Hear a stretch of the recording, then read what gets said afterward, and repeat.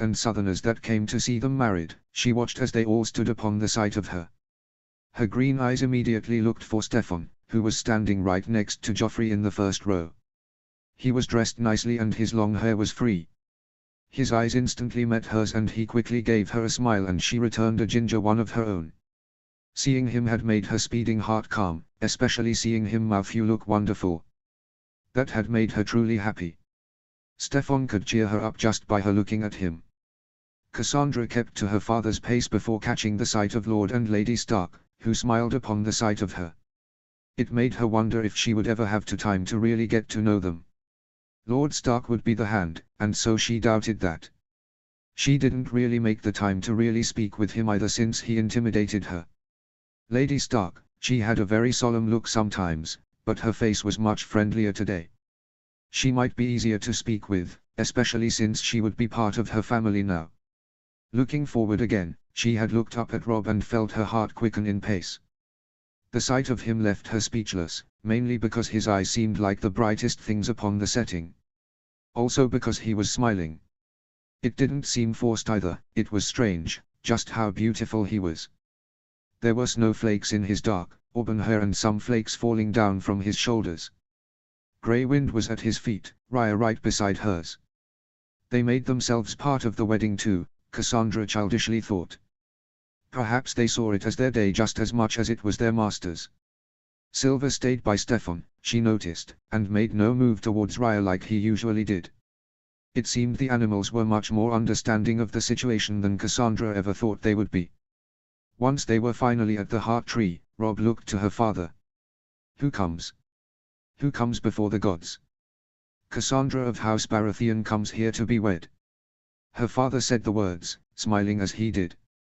A woman grown and flowered, true-born and noble, she comes to beg the blessings of the gods.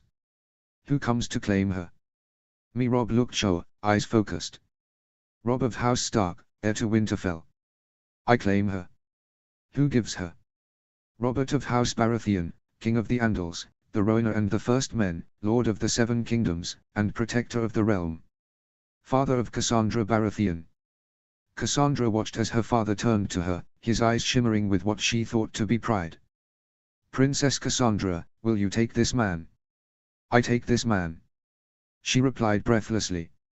It was hard to speak, let alone breathe. Now her father had given her to Robb, the both of them joining hands. She shyly took a glance at him, seeing as he was boldly doing that to her before they knelt before the heart tree.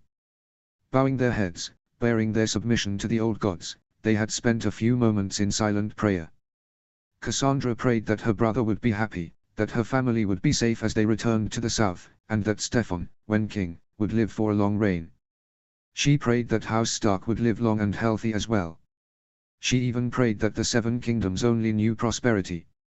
Lastly, she prayed to the old gods that she would be a good wife with healthy sons and daughters in the future. When the both of them were done, they had stood together, but she was made to turn her back towards him. He began to remove her maiden's cloak and replaced it with a cloak of House Stark, the sigil of the direwolf ever present. Even though this was meant to mean that he was taking her into his protection and into her family, it felt like it meant to forget her own. Her eyes looked sadly at the maiden's cloak now in her father's hands before turning towards Robb. Swallowing thickly, she slowly looked up to meet his eyes. There was something comforting about his smile and she found herself smiling in return to rid herself of the sadness that was blooming inside her. Go on now. The both of them looked towards her cheerful father. Kiss the girl. I won't get mad unless you don't. There was laughter among the crowd, and Cassandra turned to Robb feeling a little better by her father's need for humor. At least that lightened the air. Robb cupped her face with one hand before leaning down, his kiss like a soft caress. It obliterated every thought that came to her mind, and she seemed entirely focused on it. Possibly, not too much, since it ended quite briefly, the duty was done and the ritual had been performed. She didn't get the chance to savor his lips, understand what they taste like or why there was warmth in them. Her first kiss was almost like a passing thought, like it never even happened. A roar of applause came and with their intertwined hands, they turned to look at their friends and family, even though some were strangers to the both of them. She couldn't fixate her gaze onto anything because she had been in a daze. Her face was presenting the smile but her eyes were lost in her stupor. She was Cassandra Stark now, and that wasn't even important to her at the moment. She was too busy wondering why his simplistic kiss had her feeling so muddled. Robb. His wife. He would have never thought he would be saying that so soon. As they sat in the great hall upon the feast, the only thing he could do was stare at the girl he was going to be spending the rest of his life with. Her eyes were crinkled, filled with mirth, as she spoke to her brother that came up to the high table to speak with her. He couldn't register what they were saying because he was so shell-shocked and halfway memorized by just the looks of her. She was beautiful, but more than just in appearance. She had this sort of way with her that made you naturally comfortable, as if she was a long-lost friend and the time apart didn't deteriorate anything. Then other times, Cassandra could come very cold and aloof, needing this sort of space or seeing right through you with this honed look. It made him unable to cross that bridge with her. It was never open, it was either closed or halfway lowered, but Robb found himself determined to walk it. Even if it meant going through obstacles just to do it. He hardly knew what to make of her and whether this marriage would start off well or not. Since they got here, she didn't say anything and she hardly looked him in the eye for very long. Cassandra would say what she needed and then avert her gaze. Did she hate him? Was she resenting him now that they were married and things couldn't change? He had thought often of how she spoke of her deep love for her family, and he was sure he saw her frown when he removed her maiden's cloak. He had hoped that was a trick of his mind, and now he was starting to believe he had really seen it. Robb. He heard someone call his name, and for the life of him he couldn't really bring himself out of his head. Then someone snapped their fingers in front of his face, startling him and making him blink several times. Before him was Jon, who looked worried. He was surprised to see him, but he had heard that Stefan and Cassandra both invited him to the wedding. Normally his mother wouldn't allow it, especially out of fear of how Queen Cersei would feel, but the prince and princess had much more say than she did. Right next to Jon was Theon. "Are you all right?" Jon had questioned him, his brow lifting. "You've been staring at your wife for gods know how long." At least he lowered his tone there, or maybe he was lucky at the fact Cassandra was too busy speaking with her twin. His brows furrowed and he gave Jon a frustrated look, who looked at Cassandra and saw his mistake. Can you blame him, Snow? Just look at her. Then he gets to bed her tonight, getting rid of that virginity he's been holding like a noble lad. His frown deepened and his eyes shakily looked back at his wife, relieved to see that she hadn't heard them. Will you both mind your words? He muttered through gritted teeth. Theon rolled his eyes. What? She's gonna be there too. She already knows about it. That's not the point, Theon, and you know that. Robb tried his best to naturally stand, alerting the attention of his wife and Stefan. Theon wants to speak to me privately, I'll return. Cassandra nodded guilelessly while Stefan rose a curious brow. You and I will need to have a talk, Stark. He said with half a smile, and be mindful of whose sister you're talking about, Theon. It didn't surprise him that Stefan knew just how perverse Theon was. It didn't take long for him to know that Theon was giddy about his friend becoming a man, as he would say. What does that mean? Cassandra asked, and before Robb could cover the tracks, Stefan stepped in. Oh, you know, Theon has been looking at Lord Umber's daughter, but I told him that the small Jon is here and he needs to be mindful. They say he has a temper like his father and Theon does not want to get his head split open. The Greyjoy squinted at the threat as Stefan kept that smirk on his face. Cassandra, innocent in mind of it all, looked at her brother and then at Theon. Oh, I see. She simply said, please be careful, Theon. I wouldn't like any blood spilt on this day of mine. I'd like to think about it fondly, not in horror. Of course, princess. Even though she was a princess no more, Theon was only being respectful. For once. Robb added in his head before shooing both his half-brother and best friend along for the proper place to talk. As soon as they weren't around too many ears, Robb folded his arms. Are you out of your mind, Theon? What if Cassandra would have heard you? What? He raised his arms in exasperation. It isn't that big of a deal. I mean, you're both gonna consummate this marriage of yours, you have to. And all I did was compliment your wife, she's beautiful, a princess. You, Robb Stark, got yourself royalty as a wife. Lucky bastard is what you are, is what I'm really saying. How about you not say anything at all? Jon added in, his arms crossed as he leaned against the wall. I forget that is a bit too hard for you. Theon cut him a glare, nobody asked you, Snow. Just cause you'll be wringing yourself with your own hand all your life doesn't mean you get to tell me shut it. Robb looked back and forth at the both of them, sighing in annoyance. Pinching the bridge of his nose, he finally settled to be the calm one as usual. That's enough from the both of you. I don't want to spend my wedding night with a headache. You need to be spending it with your wife. Speed up the process, Robb. All you have to say is that you both want to retire for the night. Go on, I know you're thinking about it. Turning away from Theon, he looked at the high table to see that his wife was no longer there. Blinking twice, he caught sight of her in the middle of the room, dancing with his father. Robb couldn't recall ever seeing his father dance, which was probably why all eyes were on the center of the room. Murmurs were spoken, especially among the North folk. Ned Stark was a bit stiff, only finding himself properly placed in the music after a few more minutes. A rare smile was on his face as the two were speaking. Robb had no clue what they could be talking about. She got father to smile and to dance. Jon was shocked as well, standing there with his eyes as big as they can possibly get. With the dramatics, Theon rubbed his eyes in disbelief. Not even the drowned god can explain that. She has a way with people. Stefan startled them all. She can be charming when she has a good rest and likes the person she's speaking to. Other than that, she's the seventh layer of the seven hells. That worried him. What exactly did Stefan mean by that? He hadn't met Cassandra's temper and he wasn't sure if he wanted to now. Good luck with that.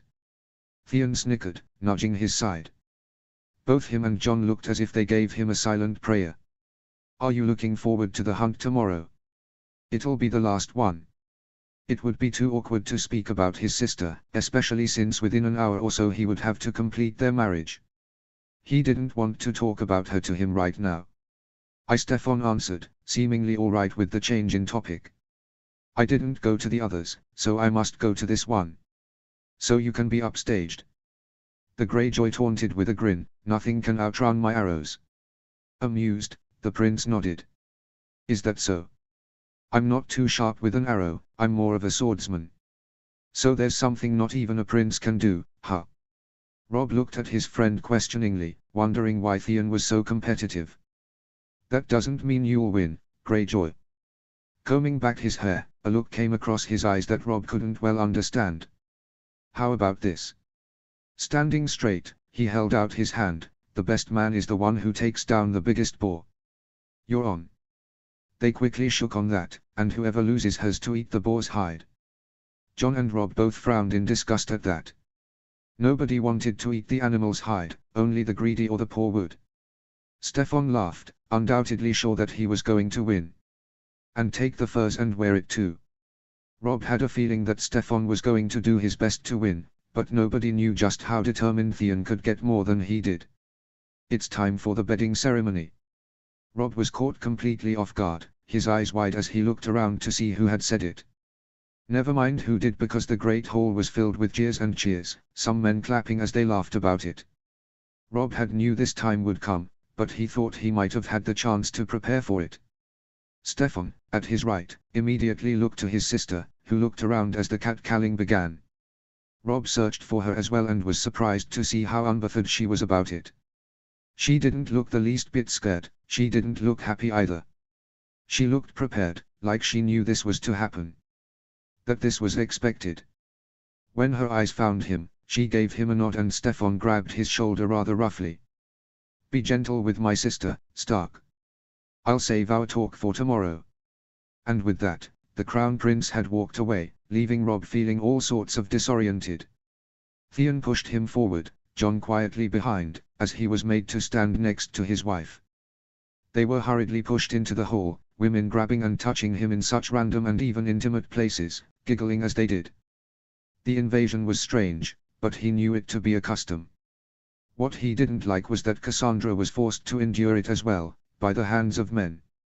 As he turned to look at her, she had swatted a hand that was coming too close to her backside and gave them a warning look. They pulled the laces of her dress, letting it fall and letting her step out so that she was now in her shift. By the time they reached his bedchamber, he was bare and Cassandra was too. Neither of them protected and shielded by the clothes they had worn. A lady's modesty hadn't come to mind regarding her, even when the door was completely shut. She merely stood there as if she wasn't even naked. All she did was gently slip the circlet off her head and place it down on his desk, taking the pins out of her hair and unloosening the braids.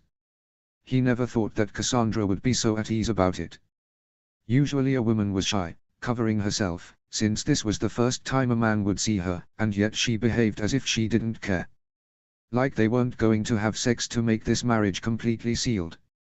There's no reason to get worked up over it. She told him, almost like she was reading his mind, as let her hair be unbound. Free. You have a cock and I have a cunt and breasts. Wow, I am so very shocked. My maiden eyes. Is she even real? He thought as she turned to look, still surprised by her blunt sarcasm. You're not. Blinking a few times, he raked his fingers through his curly hair. You're not nervous. Rob had to make sense of it. He had to make sense why she was unbothered and why he was the only one that was. I am nervous. She told him in a soft voice, but not about parts. How do you? How do you even know about boy parts? Her eyes slewed to his face, almost like she hadn't believed that he said that. Boy parts. I'm sure you know all about a girl's. I read and my uncle Tyrion, well, he tells me everything when you ask him. It was strange since my uncle is infamous for his whoring. And the pictures in the books were unsettling, but I'm well knowledged. This was his wife. This girl that seemed so fearless in such the oddest of times. This girl, who didn't care that she naked before him and he before her, was his wife. Making her way towards him, she stood before him and allowed his eyes to take in every part of her. Cassandra was more full-figured than he thought, her hips and thighs were fleshy and her breasts weren't as busty as the corsets and bodices made them out to be. They weren't small neither. Rob was sure they could fit in his hands but he was unsure if making such a move would make her uncomfortable. Her eyes were taking him in too and he had no idea what she thought about him because she kept her expression controlled. Her eyes didn't linger at any place for too long before she settled to meet his gaze. He was the man, he reasoned. He figured she was asking him to take the lead in all of this. As nervous as he was, he could feel his own desires giving him the power to take the initiative. He stilled when she raised her hand, letting her slender fingers ghost along the back of his nape, letting her unsharp nails glide over the goose-pimpled skin. Inhaling sharply, his eyes that were staring down at her lips before looking up into the green gems that were her eyes. Is it all right if I kiss you, princess?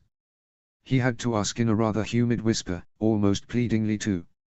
He had to ask or else he would have done it anyway, but he wanted to know if this was what she truly wanted. Rob didn't want to take the chance that this was Cassandra putting on her airs and that she would come to hate and regret it all the next morning. But by the gods, he was tempted and he knew self-restraint was so hard because he was a virgin himself. Cassandra gave him a feeble nod and didn't need to say or do anything else. With hooded eyes, he crashed his lips onto hers, not giving himself or her any time to do something as silly as think. Unlike their kiss at the heart tree, she had leaned into him, body and all, letting the soft and cushioned plush of her breasts press into him. Rob couldn't help but wonder why her body, this body of a woman he only knew for a short time, had felt perfect being meshed up against him. He had no reason to believe that love was the reason why she felt like a good fit or because they were fated to be together, but it puzzled him in the midst of their active mouths that only parted when they needed deep breaths between kisses. Wanting the boundaries to lessen, to be of non-existence, he hoisted her up and Cassandra wrapped her toned legs around his waist, her thighs tightly constricting his hips. It made her breast press harder against chest, so much so that he could feel her hard peaks frictioning against him. Bringing her towards his bed, their bed now since they were married, he eased her gently on her back, not once detaching his lips from her own.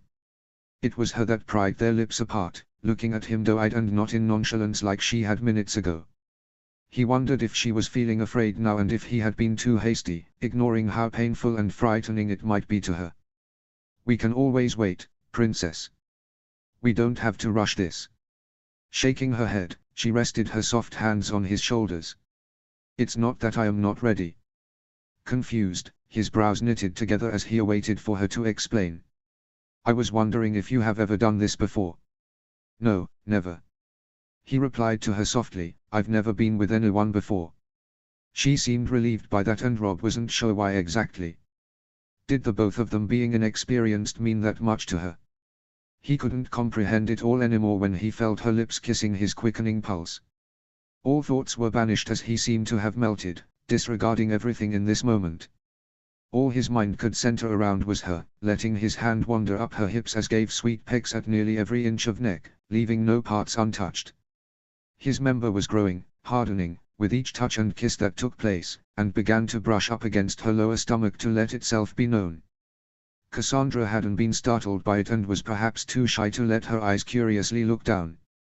Instead, she needily sucked along the slope of his neck, not paying any heed to anything else.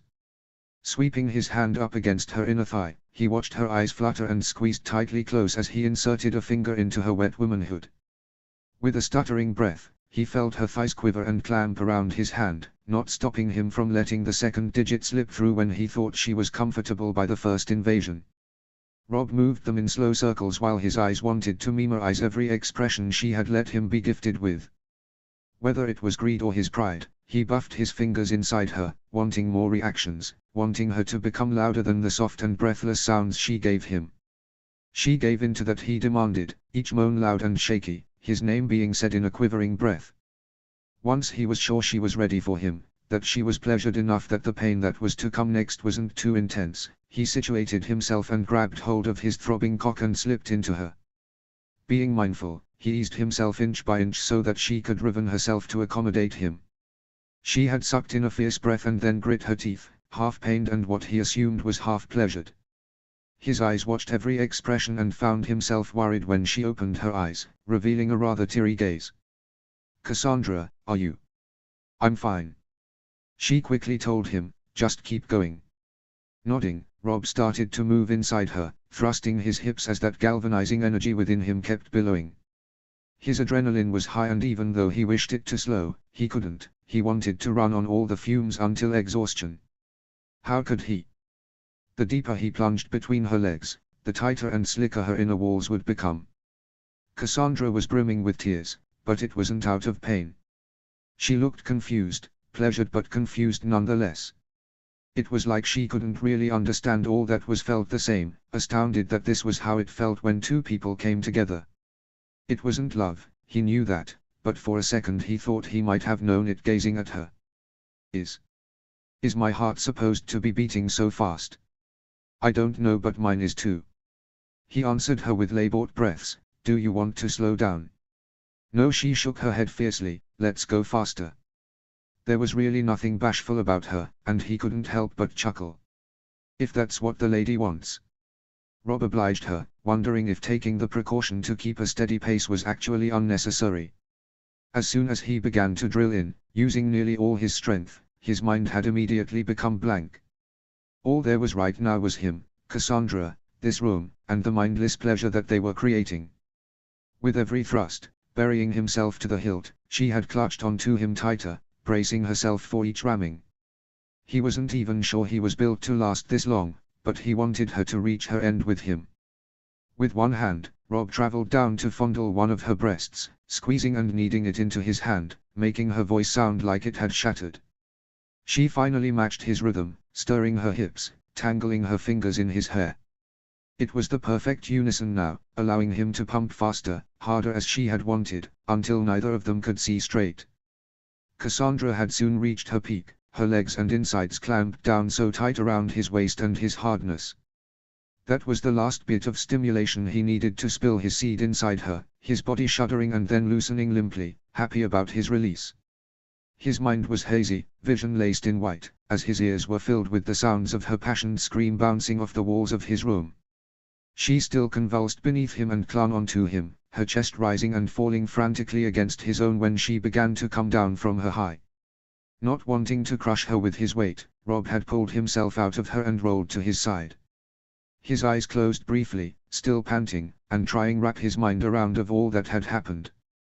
He watched her slip under the blankets and furs, pulling them up to her shoulder.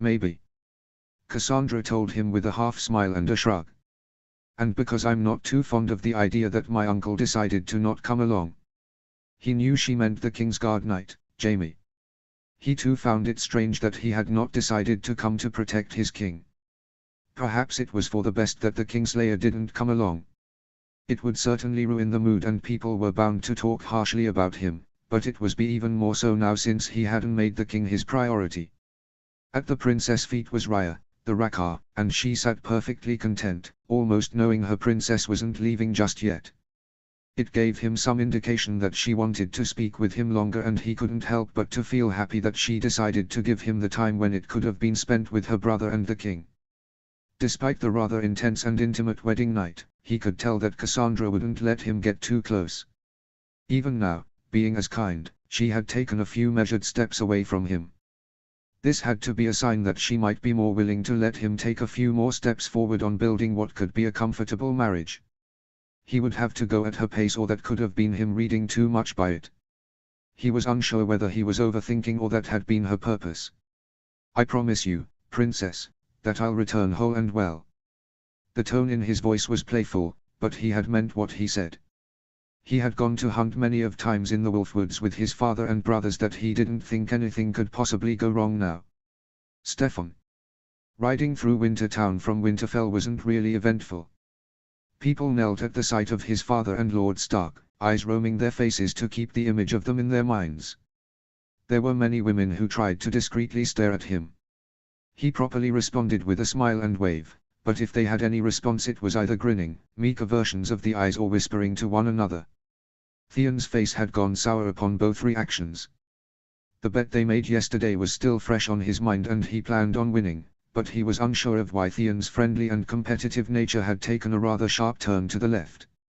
Robb seemed confused by it too and so he knew an explanation wouldn't be given to him. I hear you have a bet with the Greyjoy, Joffrey said to him, making him look right at his younger brother to properly give eye contact while in conversation. He knew that ignoring his younger sibling would only make things worse. I wish to partake in it. Though I suppose it wouldn't be fair since I'd outdo the both of you. The two of you are so old, could you two even see the animals even while still? Joffrey liked to dig at him, even when the situation didn't even call for it. Stefan kept himself composed even though he was ready to give him a sneer. If you gave Joffrey any sort of reaction, he would feel like he won. The best way was to kill his mood was with kindness, maturity. Well, little brother, you do hunt more than I do. Forcing himself to smile, he turned his head towards the sky to bask in the surprisingly warm morning. But this is different than chasing and hunt Tommen's cats and strays you'd find round the castle. These are real and wild animals, Joff. Short-tempered as he was, he soaked in the insult right away. His brows bowed furiously and his eyes narrowed into a glower. I know that, spat Joffrey, I bet I can take down a deer before you or that Pisper Ironalaki does. Keeping that smile that grated his brother's nerves, he gave a sluggish shrug of his shoulders. We'll see, Joff. We'll see. Stefan couldn't help but feel sorry for little Sansa. The girl was pretty, a Tully-looking girl. She was very sweet, always polite when they've engaged in rather brief conversations. It was obvious she was too besotted with Joffrey to have no idea just how insufferable his ingrate of a sibling truly was. He wished she could be warned. If he had warned her about it then the marriage would surely be no more, at least that's what he thought. For damn sure, his father did not want that marriage to break. He already solidified one, he wanted the other as well. It was far too obvious for the eldest Baratheon that Robert had naively thought Sansa might be able to fix Joffrey, sweeten him if you will. Just overall make the boy less cruel. Could she do that? With every fiber of his being, Stefan believed that to be bullshit. Ned, my boy isn't much of a hunter. I have to practically beg the boy to go with me and now he suddenly wants to hunt. His father's voice broke him out of his thoughts, making him fix his focus at his father and Lord Stark that rode just a little bit in front of him. Chuckling, Robert looked to Lord Stark who had shifted his attention at Stefan. What bothers you about hunting, my prince? It's really uneventful if you ask me. In the south, I think the animals are much too aware of us and that's why it takes so long just to spot one, said Stefan. I hope it'll be more exciting here, Wildlings roam around these parts, don't they? I'd like to meet one. Meet one? You mean to kill one? Robert laughed, and so did the rest of the men, mostly men of the Kingsguard. Lord Stark only gave a wry smile before his face became solemn again. Stefan understood why it was a must that wildlings be killed, but he didn't understand if one wasn't a raider and didn't wish to fight, then why would killing one be necessary? Hearing false stories about what lied over the wall, how the wildlings lived, and their beliefs had marveled him a bit. Just to speak to one and know what life was really like further north always kept sprouting little seeds his thoughts every now and then. Of course, father. He forced himself to smile, and he caught Lord Stark staring at him as he did. He was sure the Warden of the North knew very well that Stefan wasn't bloodthirsty as his father. He also guessed that this would be a conversation saved for another time from the looks of it. I'd like to see one of the savages. Joffrey commented with a smile that was something sinister. Father would show them his king might and beat their wild heads in. Stefan scowled as Joffrey was purposely feeding their father's ego. Eventually the hunt wouldn't be for a boar but for a wildling instead. He could see it working too with the way his king father's eyes were shining in thought. I doubt they'd be so eager. Lord Stark spoke before his father could give in to the temptation.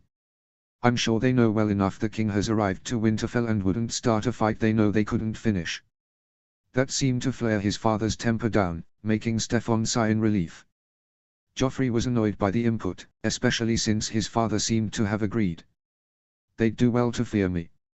Stefan purposely kept himself out of the discussion that soon took over, his eyes observing the forests that was the Wolf's Wood.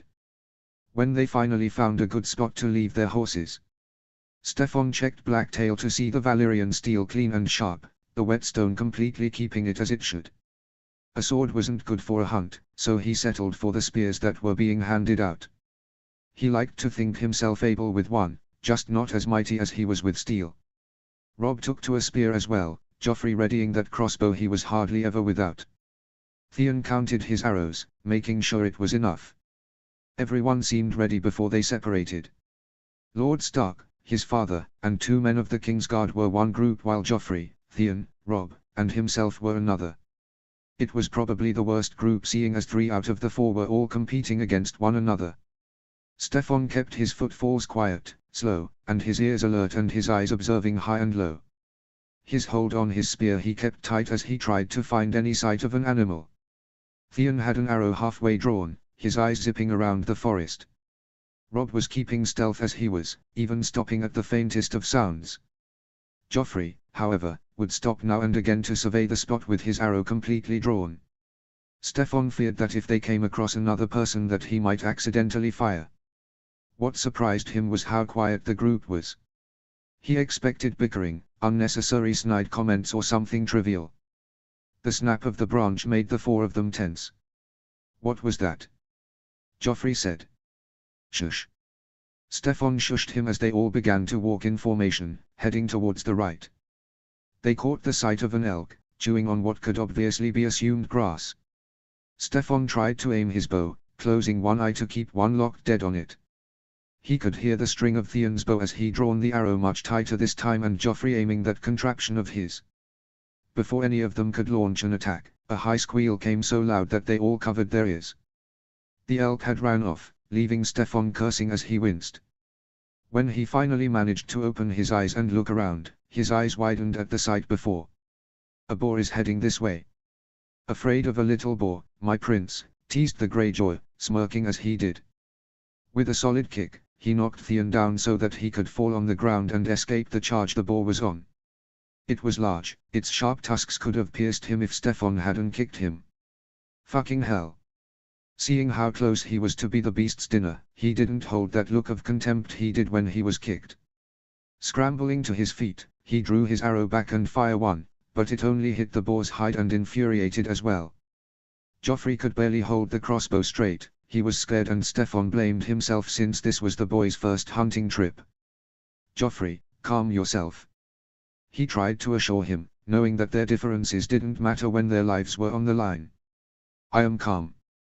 It was lie, you could hear how distressed he was as he tried to aim steadily. His arms were shaking and that was enough to let him know that he and Robb would have to be the ones to take the boar down. Giving each other a look, Robb nodded, knowing the risk. He wrapped both hands around the body of the spear and went right while Stefan did the same but went left. You two will have to be a distraction. A what? Both Theon and Joffrey snapped at him in unison. The two of them fixed a look at one another, not believing that the two of them agreed on something. I'm not being a bloody distraction. You want that thing to chase me? Theon's eyes were burning holes in the back of Stefan's head, his anger justified in some degree. I'm your brother. Joffrey went on, a prince. Father will be hearing how you used me like I'm some sheep. In all honesty, he was sure their father would laugh that Joffrey was made to be the distraction. Now their mother. She would certainly be enraged by such a plan. Whipping his head to look at them, he wore a very serious expression. If the two of you want to live, then you'll do as I say. Robb glanced back at Theon, a silent conversation between looks. It seemed whatever he said in the quiet, Theon decided to listen. For fuck's sake. He heard the Ironborn say, all right you fucking boar. He decided to taunt the beast, come here so I can shoot you between the eyes. The taunt managed to work because the boar geared up, ready to begin its charge again. As soon as it began its run, Robb shot his spear forward and stabbed it right at its side. It gave out a shrill cry and swung its injured side left, making Robb swing with it since he held onto the spear. In midair, he had let go and fell and rolled into the ground. Stefan made his way over to see if he was alright. He couldn't afford letting Cassandra's husband die out here. He was sure his twin would be most upset to know he had done nothing about it. Are you alright, Stark? Robb slowly made his way to his feet, shaking his hand to deny Stefan's outstretched hand. I'm alright. It's a stubborn thing, isn't it? The boar was still trying to find a way to get that sword that pierced him out of him and only became angrier when all attempts failed. Indeed. He told him, watching every sporadic movement the beast made. He would have to think of another plan, a much more thorough one. One that might get himself injured in order to take it down. Looking towards Joffrey, he watched his little brother back away, nearing the point where he might run if it got another inch closer to him. Shoot it, Joffrey. He demanded. Shoot it. Fumbling with the crossbow, Joffrey managed to fire one arrow and it pierced the boar's leg. With another shrill cry and distracted by the pain, Stefan lunged until he was on the boar's back, and it quickly tried to shake him off as roughly as it could. With fistfuls of the boar's fur, he tried to keep himself steady and be able to unsheath Blacktail. When the sword had been completely freed, clung onto the boar with his arm, Stefan reached under its large head to slit its neck. With another cry and stumble, it fell and he fell with it. Robb and Theon immediately went to him, helping him to his feet as he saw his hand and blade coated with the animal's blood. Panting, Stefan tried to calm his racing heart and used his clean and free hand to wipe the trace of sweat of his brow. It worked. Looking up at Robb, the two of them shared a victorious grin before looking at Theon, who managed to crack a smile. Joffrey was still trembling, his eyes watching to see if there was any life in the boar. It's dead, Joff. I know that. He still yelled, even with his voice quavering. If it weren't for me, it wouldn't be. Not giving in to an argument, he looked to Theon, who rose a brow at Joffrey's comment.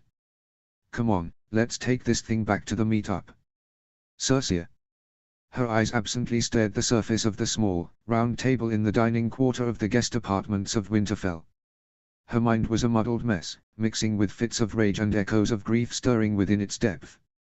Her heart was torn and her nerves wired. The final days were coming and the only thing she could do was plot and succumb to the changes. Not only was Ned Stark now the new hand, she would have to leave the girl she raised for 17 years in this desolate, barren, and cold wasteland filled with northerners and wilderling savages. The girl she birthed with every intention of making her, hers and hers alone was now being forced from her grasp. It felt like a newborn child being ripped away from a mother's teat and she had to suffer the pain for the remainder of her life. Inhaling deeply and exhaling, she tried to keep herself together as she awaited for Jaime to come as she beckoned him to. It might have been sloppy on her part to have him not join the hunt, but the discussion needed to be had.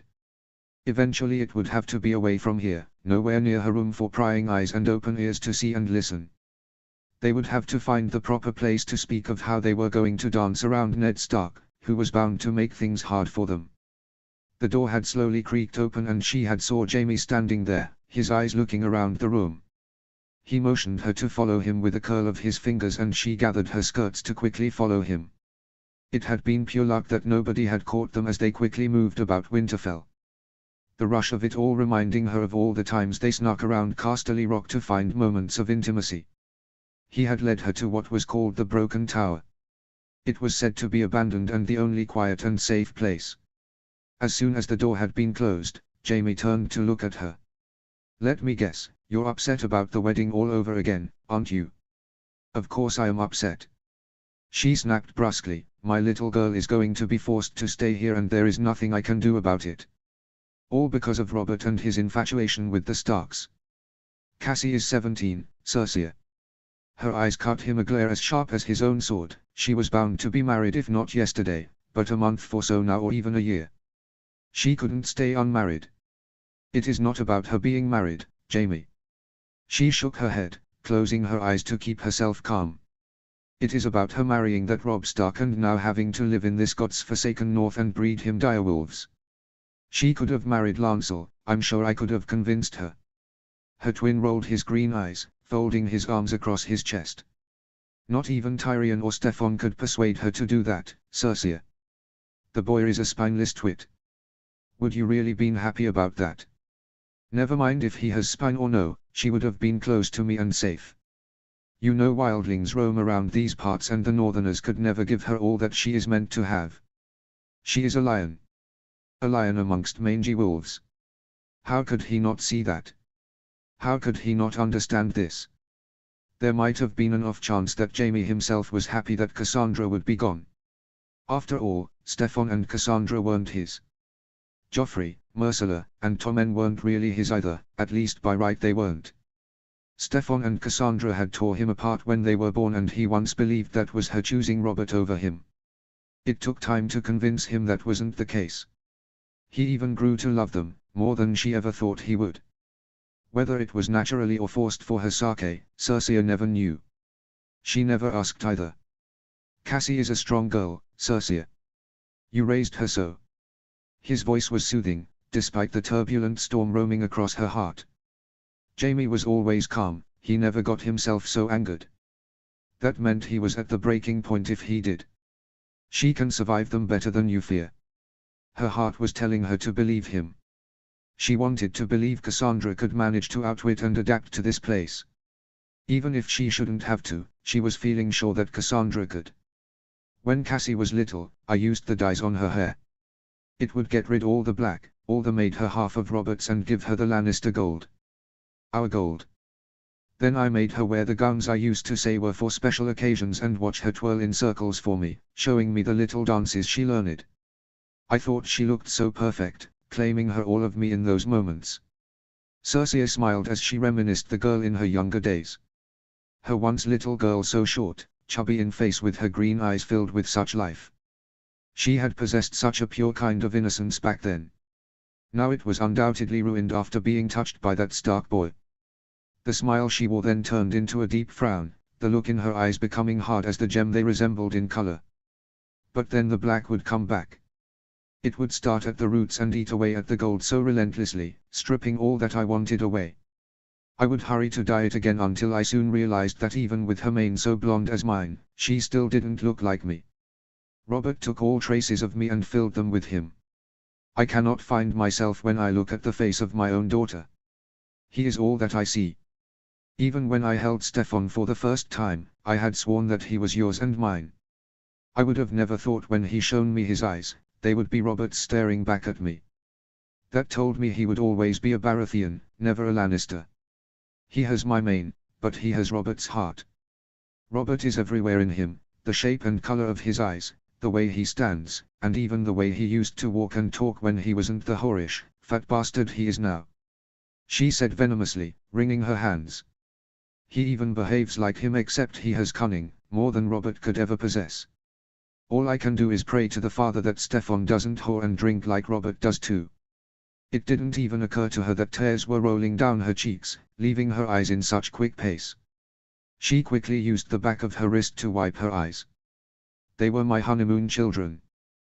The children I thought that might give me what I lost back, my pride, my happiness. But Robert took all of that. He took them just like he has taken everything else from me. How much more do I have to lose? Why is that the children I once bore are being pulled in every which way, but to me? And I had to sit there and watch the Starks take her. Everyone takes, and I am to be left with nothing. That isn't true. Jaime hurried his way over, grasping her shoulders and keeping her still. You have me, you have Joffrey, you have Tommen and Myrcella. You have the four of us, Cersei. We aren't going anywhere. Releasing the hold on her shoulders, he aimed to cup her face and let his thumbs wipe away the salt droplets. Mother tried to separate us once, Father did too, and your marriage as well. It has never worked. You and I can't be separated. We will never be separated. Stefan. Seeing as Lord Stark and his father weren't done with the hunting, the rest of them had left early. Joffrey complained about how tiresome it was despite not having done much of anything. All Stefan wanted to do was distract himself. He didn't want to think about the hunting trip or the fact that he would be leaving tomorrow. Not that leaving Winterfell mattered. It was leaving the person he knew the entirety of his life, before he even knew what existence even meant. The first person he known would be separated him, made to live a life far away from him. The smarter thing to do would have been to spend as much time with her as he could. Who knows when they would see each other again? Perhaps she would attend his wedding and feel that sharp pain of how life had truly gone faster than they realized. Seeing his sister strip her maiden cloak was akin to her abandoning their family. Watching that stag fall for the direwolf to lay on her shoulders hurt him. It felt silly, to be pained by such a thing. But it pained him and all he could do was smile for her. Be happy for her. My prince. He quickly spun to see Jocelyn, her eyes observing him and trying to read the expression on his face. Her face then changed to one of worry, making him wonder if he was wearing his thought too much on his face. Are you, all right? She avoided him for days, barely giving him the satisfaction of eye contact, and now here she was asking him if he was all right. He couldn't feel angry though. He never could when he looked at her. Jocelyn was comfort. Something to block his mind when he didn't like reality. Even now, seeing the way her short and golden hair waved little in the wind had made him want her comfort all over again. So now you see me. I felt like a silhouette to you these past few days. It made him cringe, inwardly, to let her know that he did somewhat miss her. But my sister taught me that when a girl does that it means that she is quitting you. I suppose I should do the same. A smirk came across his face at the shock and then disappointment came. So Cassandra really did manage to weasel her way into the girl's thoughts. Whatever she chose to threaten her with had worked. His sister finally learned how to threaten correctly after living in King's Landing all her life. It's not that I wanted to, she tried to explain, it is that I had to. Shrugging his shoulders, Stefan knew this relationship had to end one day. By some off chance, he didn't hope it would be this soon, but the sooner was probably the better. Do what you must, Jocelyn. After all, you'll be staying in Winterfell, won't you? You're not married, so there'd be no reason for you to come back south. Her nod was slow, almost like she had just realized that herself. At least Stefan knew that Jocelyn would protect Cassandra. He could trust her to give his sister the right judgment and to even lay down her life for her if necessary. Though idea of her dying did bring him discomfort, sadness, if he wanted to accept how much he cared.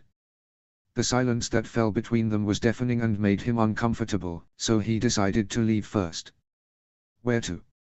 Stefan didn't mind to wander. As soon as he took that first step to leave, she broke into a run and grabbed his wrist.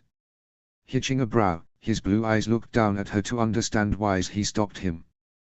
The least you could do is tell me why you aren't able to love me. At least give me that before it all ends.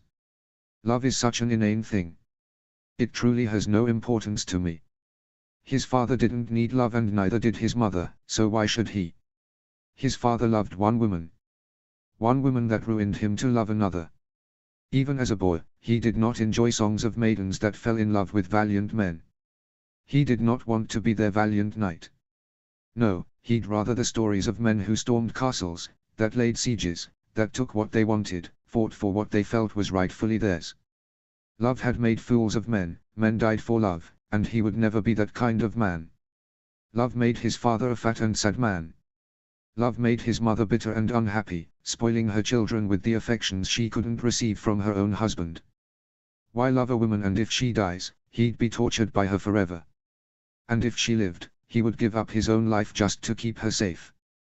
Even the grandfather he knew and loved had never been the same since Joanna died. Love either gave you folly or made you cruel. So he would be the balance, loveless yet protective of what he already has, which is his family. I don't need it. He told her swiftly, his tone flat. I never did and I never will. His words hurt her, he could see it with the way her eyes instantly welled up with tears. The sight of her tearing eyes didn't make him feel like he should take back his words.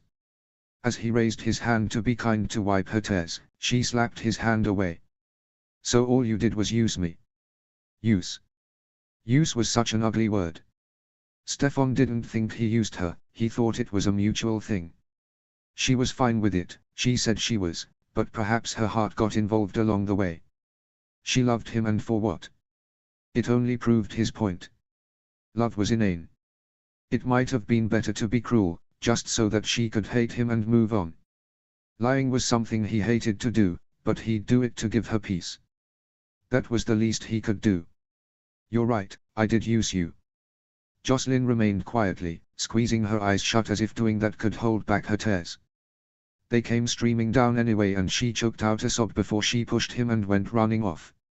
Following her wouldn't help, so he watched her run her way back inside Winterfell.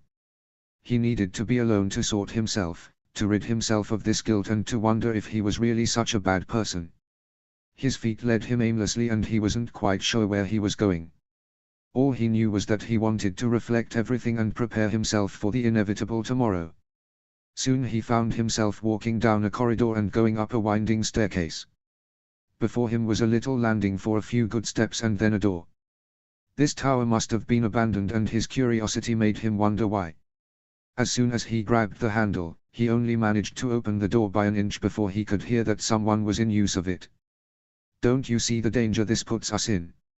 Instantly, Stefan knew that to be his mother.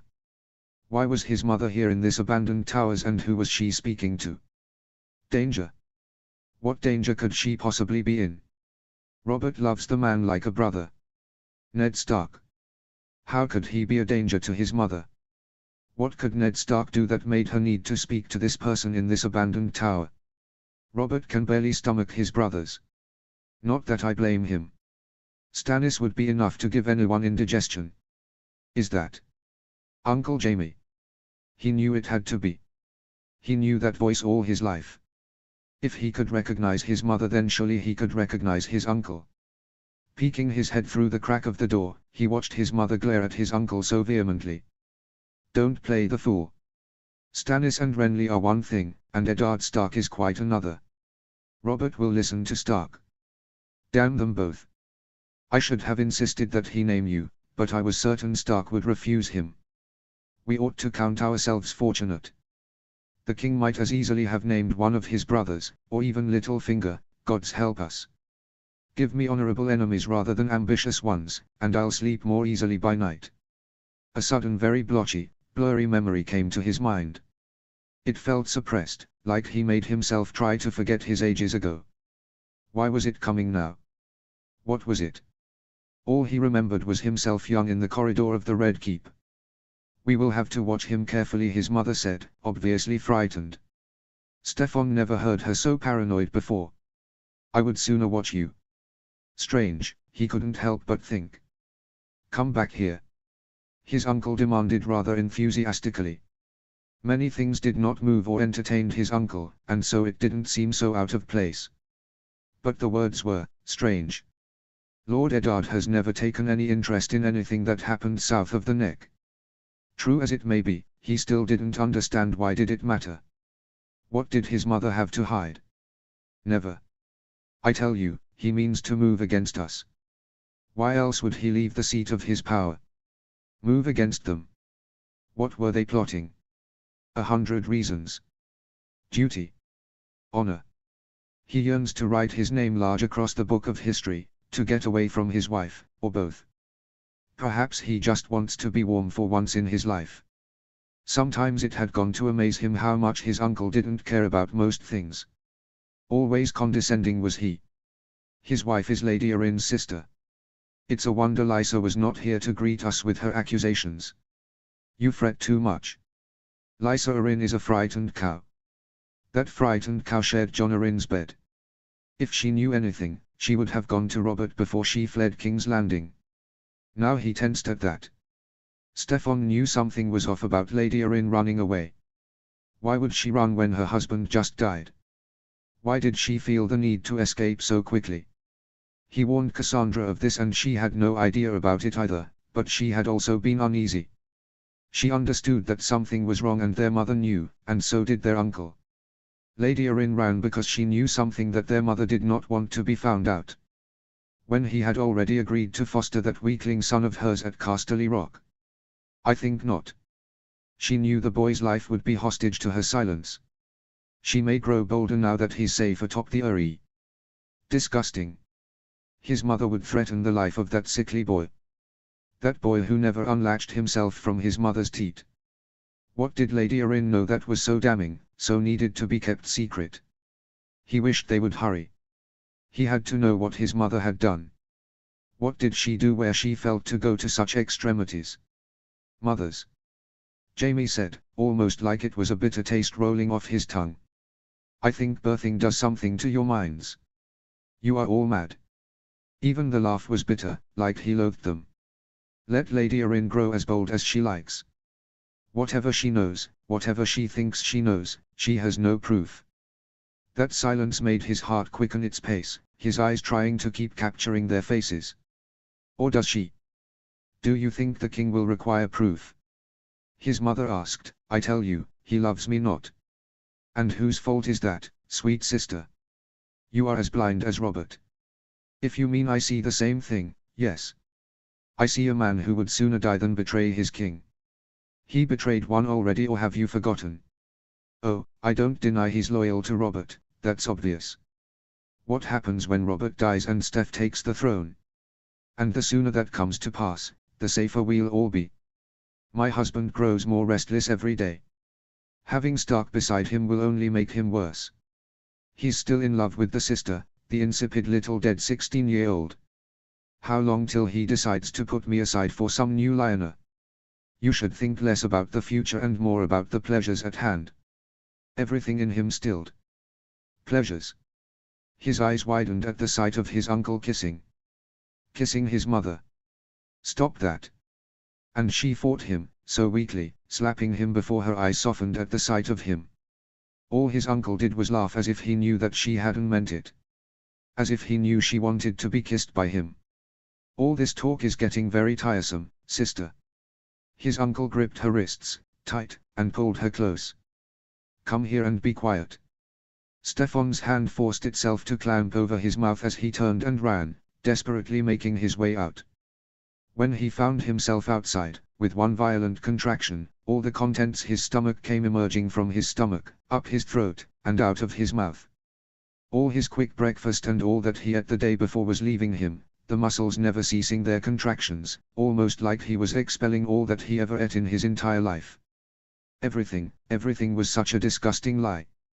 The bond between his mother and uncle, twins, was incestuously gross. Wrong in all ways. The mother he loved, that he trusted, had been fucking her brother possibly before he was even born. That wasn't something that just happened as of recent. It must have been happening for years and he never knew about it. Nobody never knew about it. Lysa Arryn must have knew, and that was how they scared her back to the Vale. They were even so willing to kill a little boy just to keep their horrid affair a secret. His head couldn't process the thought and he almost wanted to believe that he was just seeing things. That everything had been just some strange and outrageous nightmare. There was no way his mother and uncle would do this. She may have not loved his father, but to turn to his uncle. Her brother. Her twin, for the love of the seven. No, Stefan didn't want to believe it. He refused to. And yet all of it was there, all of the evidence, all of it had just happened right before his very eyes. She was with their uncle so intimately. They were going to be together in that way. Heaving, he wasn't sure what to do with this information. If he had gone to his father about this, then both his mother and uncle would die. He would kill them and the realm would demand for their heads on pikes. As much as he hated them with all of his being at the moment, he couldn't let his father kill his mother. Not her. He loved her still, less knowing this, but still. What was he to do? What could he do that didn't lead to her death? And his sister? His own twin that he had never thought to engage with in such a way. Who was just his sister and nothing more to him. Cassandra. He couldn't tell her this. She'd be devastated and thrice as sick. She would be torn completely apart. He would have to hide from her, knowing that it would kill him along the way. It would kill him to hide such a big secret when he knew the cost of something like this being brought to light. His eyes stared blankly at the pool of vomit. Some of it was still trailing his lips, viscid and opaque in color. Stefan knew he had to keep this secret. It had to be kept with him. His only choices were for it to die with him or have his mother possibly beheaded for incest. Tommen and Myrcella, he thought of them now. His baby siblings. Their little hearts and heads wouldn't be able to comprehend it all. They wouldn't understand how wrong all of it was, and they did not deserve to be without their mother. They were too young. They needed her. Love was more than just inane to him now. It was vile. It ruined everything. Cassandra.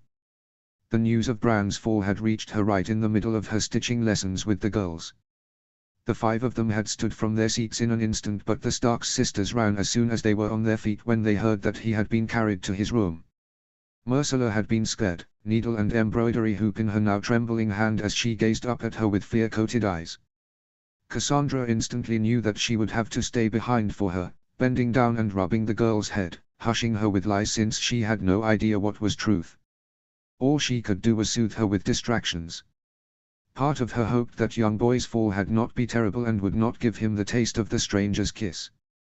He was so young and so small, she could only wonder why the gods would let such a cruel thing happen to him. Why didn't the mother protect this child? What had the boy done to deserve to be harmed in such a way? No, questioning the gods was wrong, she remembered. The gods always knew what was right. They knew why people must go through certain paths in life. Septa Mordane, looking worried to wit's end herself, promised to take care of Myrcella if Cassandra wanted to see Bran herself. It would be wise to do so as Robb's wife, since Bran was her good brother now. As a proper wife, it would show that she had cared for this family. Even if she barely known them, they were her family now. She was supposed to be there for them in times of need, through thick and thin. They had to know that everything she does was within her power to be a part of them and not separate herself. That was her duty, and a fraction of her own heart's desire.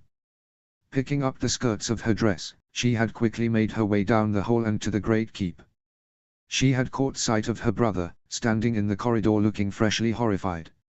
Her heart seemed to ache at the sight of him looking so brooding. Perhaps Bran's fall had caused him to bear such an expression.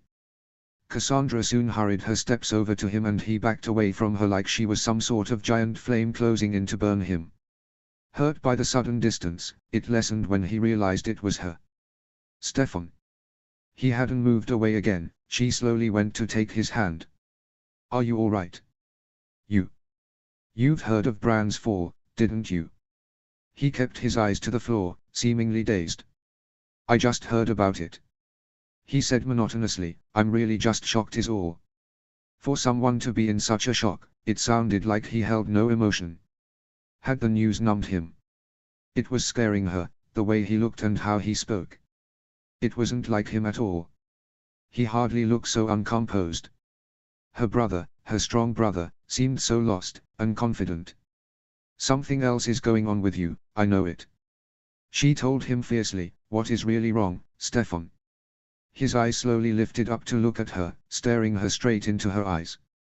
All she could see was a wall, some sort of barrier in his gaze.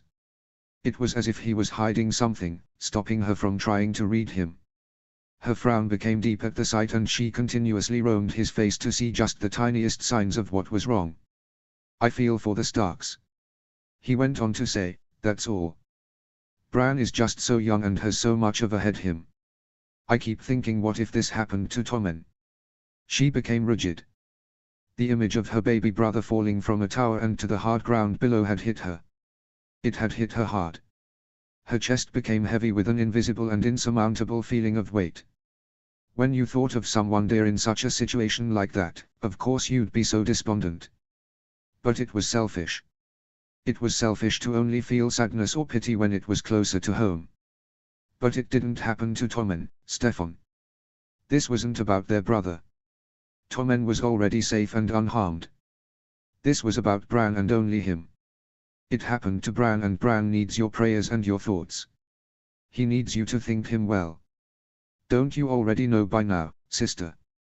Cassandra blinked twice, confused by that hollow look in his eyes. Praying seldom works. Then he moved to leave her. Her hand had let him go without fighting to keep him there, and somehow the whole way felt freezing. Winterfell's halls weren't cold, at least she never experienced it during their stay. And yet now it felt like winter had come into the hallway, following Stefan like an unforgiving blizzard. Her brother had suddenly changed. She felt it. There had been a sudden shift in him, and a piece of her was hurting because of it, feeling sadness and rage for what felt like something had come in between them. That there was something she hadn't known about him. Stefan never looked to the gods for help or calm, but he had never been so dismissive to those that looked to their faith for guidance and peace. Stefan never demeaned the seven when she spoke of them, and now he said praying seldom works. Just what happened to him? What happened to her Stefan? He was the brother she always known just a day ago. What happened within these hours to make him just suddenly change? She heard nothing awry about the hunting trip except for Joffrey's whining, but nothing that should make Stefan like this. Was it because he would be leaving her tomorrow? Was he taking it that hard? Her mother said that separating twins was unnatural and would do more harm than it would good. She worried so much for what parting would do to them. It hadn't really soaked in for her that she would be parting with him either. By some chance, it must have truly sunk in for him. As his sister, his twin, she wanted to chase him down. Cassandra wanted to assure them that the distance between them would not change anything. How could she promise that? She had no proof whatsoever that they wouldn't drift apart. Letters were different than eye to eye, voice to voice. Not only that, the Starks needed her more at this time. The idea of choosing between her blood and her new family brought a sour taste in her mouth. How many more times would she have to make decisions like this? Choosing duty first, she quickly went towards the stairwell and towards Bran's bedchambers. The door was already open, revealing the room to be packed. Her eyes immediately caught sight of the little boy lying in bed, seemingly sleeping. He wasn't dead, she figured, but it had somewhat felt like it. It was the way he was so still and the way his mother wept so loudly and so sadly for him that made it seem like the boy had no life in him. Sansa was crying too, huddled close to Arya, who had shed tears of her own. The bickering sisters had put aside all differences for their brother. Robb was consoling Rickon. The boy was obviously scared and crying because he saw his family crying too. He barely understood what was happening due to his tender age, and someone had to walk him through it. Lord Stark stood behind his wife, his hands on her small shoulders, and his head bowed. He did not weep, his face was as cold and hard as the stones that built these walls, but the sadness was all in his eyes. This was what a family looked like. A proper family, a loving family. A family she didn't have. Where they did their grieving together and gathered their strength for one another like pillars. Cassandra never had that as a whole, she only had Stefan and her mother to rely on in her times of sadness. It spiked through her, this unwarranted jealousy. If only her parents had fallen in love like Lord and Lady Stark did. She would have known what something like this was like. She wouldn't feel envious of those who were blessed with things like this. Now she felt like an outsider. All of them had leaned on each other to the point it seemed as if she was unwelcome to join them. Swallowing hard, Cassandra realized that maybe it had been too bold of her to presume that she could just fit herself in right away. The Maester was the one who saw her and gave her a sad smile before making his way towards her. Each of the Starks' heads lifted and followed him, a little bit surprised at the sight of her. Lady Cassandra. She didn't think she would ever be used being called lady instead of princess. She hardly responded until she realized it was impossible to ignore him when he stood right in front of her. You may come in and stay with Bran if you like. It was kind of him to invite her, but she felt much too timid to now. Cassandra shook her head with a small smile. He should be around his family, the people he knows, Maester Lewin. I do not want to intrude. You are a part of this family now. Lewin insisted, but when he read the look on her face, he seemed to understand her hesitance. Though I suppose I know what you mean. Grateful that he understood, she mouthed him a thank you. Lewin's empathy did help lift some of her spirits, the pure part and not the part of her that had been so jealous for its own selfish reasons. Lord and Lady Stark, she took hold of their attention, the both of them being kind to spare her a few minutes of during this sad time. I'll do an all-night prayer for him at the September. I know there is nothing I am able to do for him except for ask the Seven for their mercy. A ghost of a smile was given to her by Lady Stark before she gave a nod. Thank you, Cassandra. Her voice was weak and dry, revealing how hard that she cried. Lord Stark had given her a small smile too, with his eyes saying his thanks. LLL. The seven-walled room had been the only place she had been in for hours. It was so small and unusual to her since had been used to the large, royal September at the Red Keep in front of the Maiden Vault since she was a baby. She missed the seven altars for the seven gods and the crystal windows. This September was so bleak, not giving her any hope or lifting her spirits by a long shot. It was so dreary, warm, but dreary. It made her feel like all of this was for naught, especially with her legs so sore from kneeling for hours on end. Her mind was tired, wanting sleep or just a simple break, but she kept finding the random spurts of energy to pray. She looked to the mother etched in the stones, simply wondering if the mother would even listen to her. The mother, so merciful and compassionate, was sure to find favor in her for being so steadfast, wouldn't she? Praying seldom works. Stefan's voice came breezing through her mind and she was starting to shake in her faith. What if he's right? She asked herself, what if praying doesn't really work? What if the mother cannot give him mercy? What if the stranger already has him in his arms? With her eyes prickling with tears, she immediately wiped them away with her sleeves. No, she couldn't give in. She had to pray for the boy. She had to take away this feeling that wouldn't shake away from her. Stefan's odd behavior and Bran's unfortunate fall had made her feel like she could be partly to blame. She had done nothing, wished no ill will, and so she shouldn't have reason to feel at fault, so why did she? The doors of the September had creaked open, startling her and making her turn her head to see Lady Stark. Her eyes were red and puffy, her head still being able to be held so high. Even looking so fragile, Lady Stark had the ability to look so poised in fragility. Her good mother was a woman who didn't allow herself to be easily broken. Cassandra couldn't help but admire her as the woman came to kneel next to her. You've prayed for so long, Cassandra. Her voice sounded worse than it had earlier, however this time, there was some strength to it. Go and leave the rest to me. But I promised you. You did, and there is no amount of gratitude I can tell you for fulfilling that promise. Her smile spread, a warmth about her emitting from her person and speech. You are a sweet girl, Cassandra, but you must live your own life. Bran is my son, not yours. He would be moved to know you've prayed this long for him already, but he would also be troubled if you didn't mind your own health. Cassandra wondered who told her she had skipped lunch and dinner. That she had fasted this long since breakfast. Was it Robb or was it Stefan? No matter who it was, she was going to mince them with words for telling Lady Stark such a thing if she found out which one did it. Eat and rest. Lady Stark insisted, if not for you, but for Bran and I. Now she couldn't plead to stay now. Using Bran and herself to make her leave. It was low of her, and she knew it.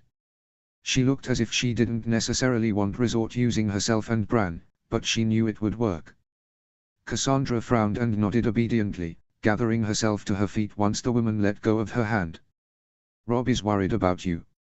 Surprised, she grabbed fistfuls of her skirts. Now she felt guilty for making him worry when his mind should have been concerned about his brother. The last thing he needed was to be worried about someone else, especially her. Lady Stark had said nothing else, placing her hands in prayer form and closing her eyes. Cassandra looked to the walls with the seven pictured before turning to leave the September. He was worried about me. It seemed strange since she figured she would be the last person on his mind right now. It felt stupid to be happy about it. She was his wife and they were friendly with one another. She worried for him too though, she even prayed for him to get through this. It was only natural. It meant nothing more. In the middle of her walk, she saw Lord Stark coming down in the hall. His eyes immediately noticed her and she had bowed slightly in acknowledgement of his presence. Lord Stark. Princess, you've left the September. She nodded in reply, good. I will send food and water to your room, you've prayed long enough. Meekly looking at the floor, she hadn't realized she made him worry too. This was embarrassing now, she was trying her best to be good and all she had done was made people worry for her. All-night prayers weren't so strange, but Cassandra supposed many people didn't do things like that still. It must be rare nowadays. My apologies if I worried you, Lord Stark. It wasn't my intention. I know it wasn't, Princess. His hand laid on her shoulder, giving it a comforting squeeze. For a man so stony, he was really kind. You wouldn't think it at the sight of him, it was his actions that showed how he really was. I appreciate all your prayers for my son. Finding the strength to look up at him, she took on a more determined gaze. I will take care of him and Lady Stark while you are gone. Robb will have duties as Lord of Winterfell, so I will do my part and make sure my good mother and good brothers are taken care of. Her sudden declaration did indeed shock him, but he sooner smiled. I am grateful. All I ask is that you take care of yourself in the process. Not out of return, but as a request, I ask of you to take care of Stefan and my father for me.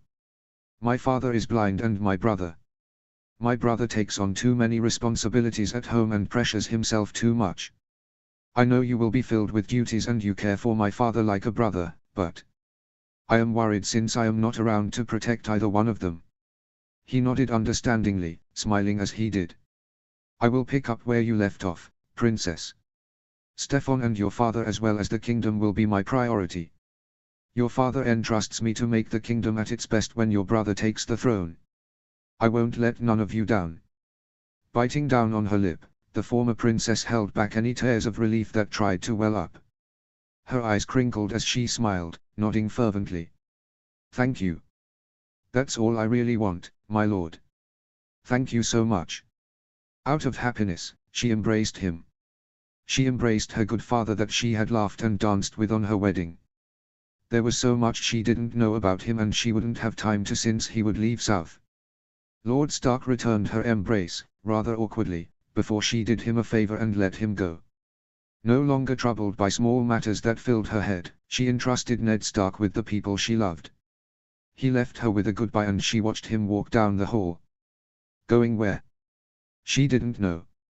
Lord Stark was probably handling any loose ends before Robb would take on the duty as Lord. There was no reason for her to run to the kitchen since Ned Stark promised to send food for her to eat. So she made her way back to the room she shared with her husband, who she found pacing in the middle of their room. Cassandra. Startled by his sudden raised voice, she wrung her hands as he quickly made his way over towards her. You've been praying for hours. 9 to be exact. He counted. I was there for 9 hours. She couldn't even believe it. He had to be wrong. There was no way that had been 9 hours. It might have been right though. Her legs were sore and she barely had any feeling in them when she first stood. She barely even felt them now. I'm sorry. Cassandra apologized, I didn't mean to worry you or have you wait for me. I really intended for an all-night prayer. The worry etched on his face soon began to fade. Cassandra was wary of the look on his face, she couldn't read it well. The corners of his mouth lifted before he took her hand, pressing a kiss to her knuckles. A wave of heat washed over her face and she eyed him with her eyes wide open. Thank you, Cassandra. You didn't have to kiss my hand to tell me thanks. Why did she say that? She cringed, inwardly, and wanted to take it back. How could she sweeten it? Say something nice, you stupid girl. Her mouth just moved on its own accord, like it always did whenever she felt nervous. He's my good brother, of course I'd pray for him. He's my family now, just as you are. Do you kiss your family every time they do something that they should? Now she wanted to slap her palm to her forehead. Why was she so rude? What is wrong with me? Rob only laughed, leaving her feeling twice as embarrassed. For some reason, she was sure her husband thought her crazy. The things she said and did were so improper, so rude half the time. Why was she like this? He probably thought. Why is my wife so moody? He must have thought too. You're my wife, can't I thank you with kisses? If you don't like it then just tell me so. The heat doubled and she was sure her face was as red as her father's when he had too much to drink. She hated how pale her skin was because when she blushed, she truly did look so florid. And the way she blushed. She hated that more. It was the kind that crept up your neck and across your face, making you rosy entirely. It is not that I don't like it. The smile came out of its own, without warning, and without her thinking about it. I'm just afraid you'll spoil me. Intimacy was strange, she thought. The consummation was a must, what was to be done for all marriages in order for it to be sealed. She enjoyed it, however. She suspected to hate it and tried to be like her mother had told her to be during her wedding night. You must not be docile. Let him lead, serve his pride, pretend to desire him and you will have him at the palm of your hand. That was her advice during the feast of their wedding. Cassandra liked to think she lived up to that, but she had enjoyed it. She enjoyed the friction, the sweating, and the panting. She didn't have to pretend to desire him because she actually did. Whether it was because of Rob or the carnality was what troubled her. She did not love him. She never loved anyone that wasn't the familial love. So what was love between lovers like? That wasn't a silly teen's crush like she felt for the Dane boy. Cassandra had no clue whatsoever. And before she could even observe it with Lord and Lady Stark, they would be separated for a time being until she stayed south along with him. She couldn't study it, she could understand it. Her parents didn't love each other, so she never saw it in its true form. Rob didn't know he was married to a girl who did not understand the difference between desire and love. All she really had was Rob's words on his parents' marriage as a study sheet. If only she knew how to be with him properly, then she wouldn't be so shy or awkward when it came to silly things like kisses or affectionate words. I don't mind spoiling you. Cassandra couldn't think of a response. She was, essentially, speechless. Why is he like that? She wondered, why is he so sweet? Sweet might not have been the right term, but it was the only one she could think of. It was the only thing that sounded right with the constant pounding of her heart. Unable to keep his stare, she looked down at her feet at a squabbling Greywind and Raya. It wasn't an actual fight, just a play one. The two got along quite well, which seemed rather unusual. A direwolf and lion getting along. Who would have ever foreseen that? Rob followed her gaze and smiled at the two of them before holding out his hand to Raya. She looked at it and then up at him, probably wondering why he was taking the time to know her. Rob had been so wary of her before and now he seemed to want to know her better. Raising a paw, Raya awkwardly swiped at his hand before resting it atop of his palm. Seeing him hold on to it and give it a shake, Cassandra chuckled at the confusion all over the Rakar's face. Even Raya was confused by him. Greywind seemed fine until it went on longer than he liked, and then he pawed at their joined hands as a signal to let go. Territorial, isn't he?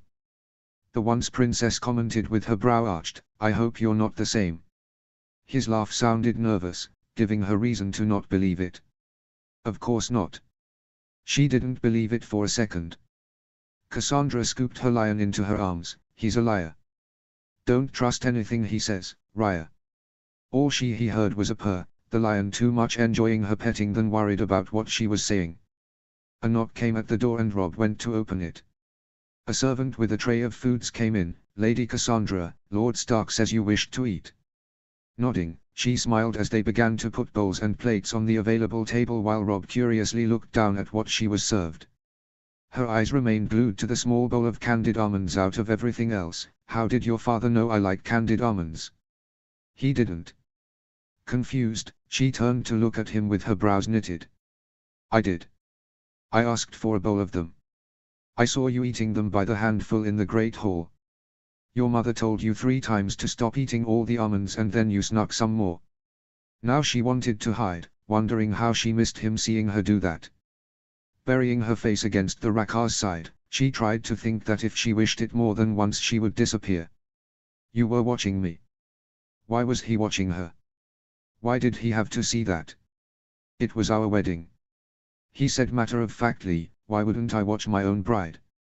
Pouting, she wished that she could curb her greed. It wasn't her fault that she liked food so much. Stefan was greedy too, and so was little Tommen, that's why he was so chubby. They probably inherited from their father, eating so much like that. Fasting was hard for them and nearly impossible for her father. You weren't supposed to see that. She told him flatly, you weren't supposed to see me so, piggy. Guffawing, her expression turned sour as he did while she glared at the candied almonds with disdain. There's nothing wrong with a girl that likes to eat. How encouraging, she thought sarcastically. She immediately assumed that he was making fun of her. I think it's cute. Cute?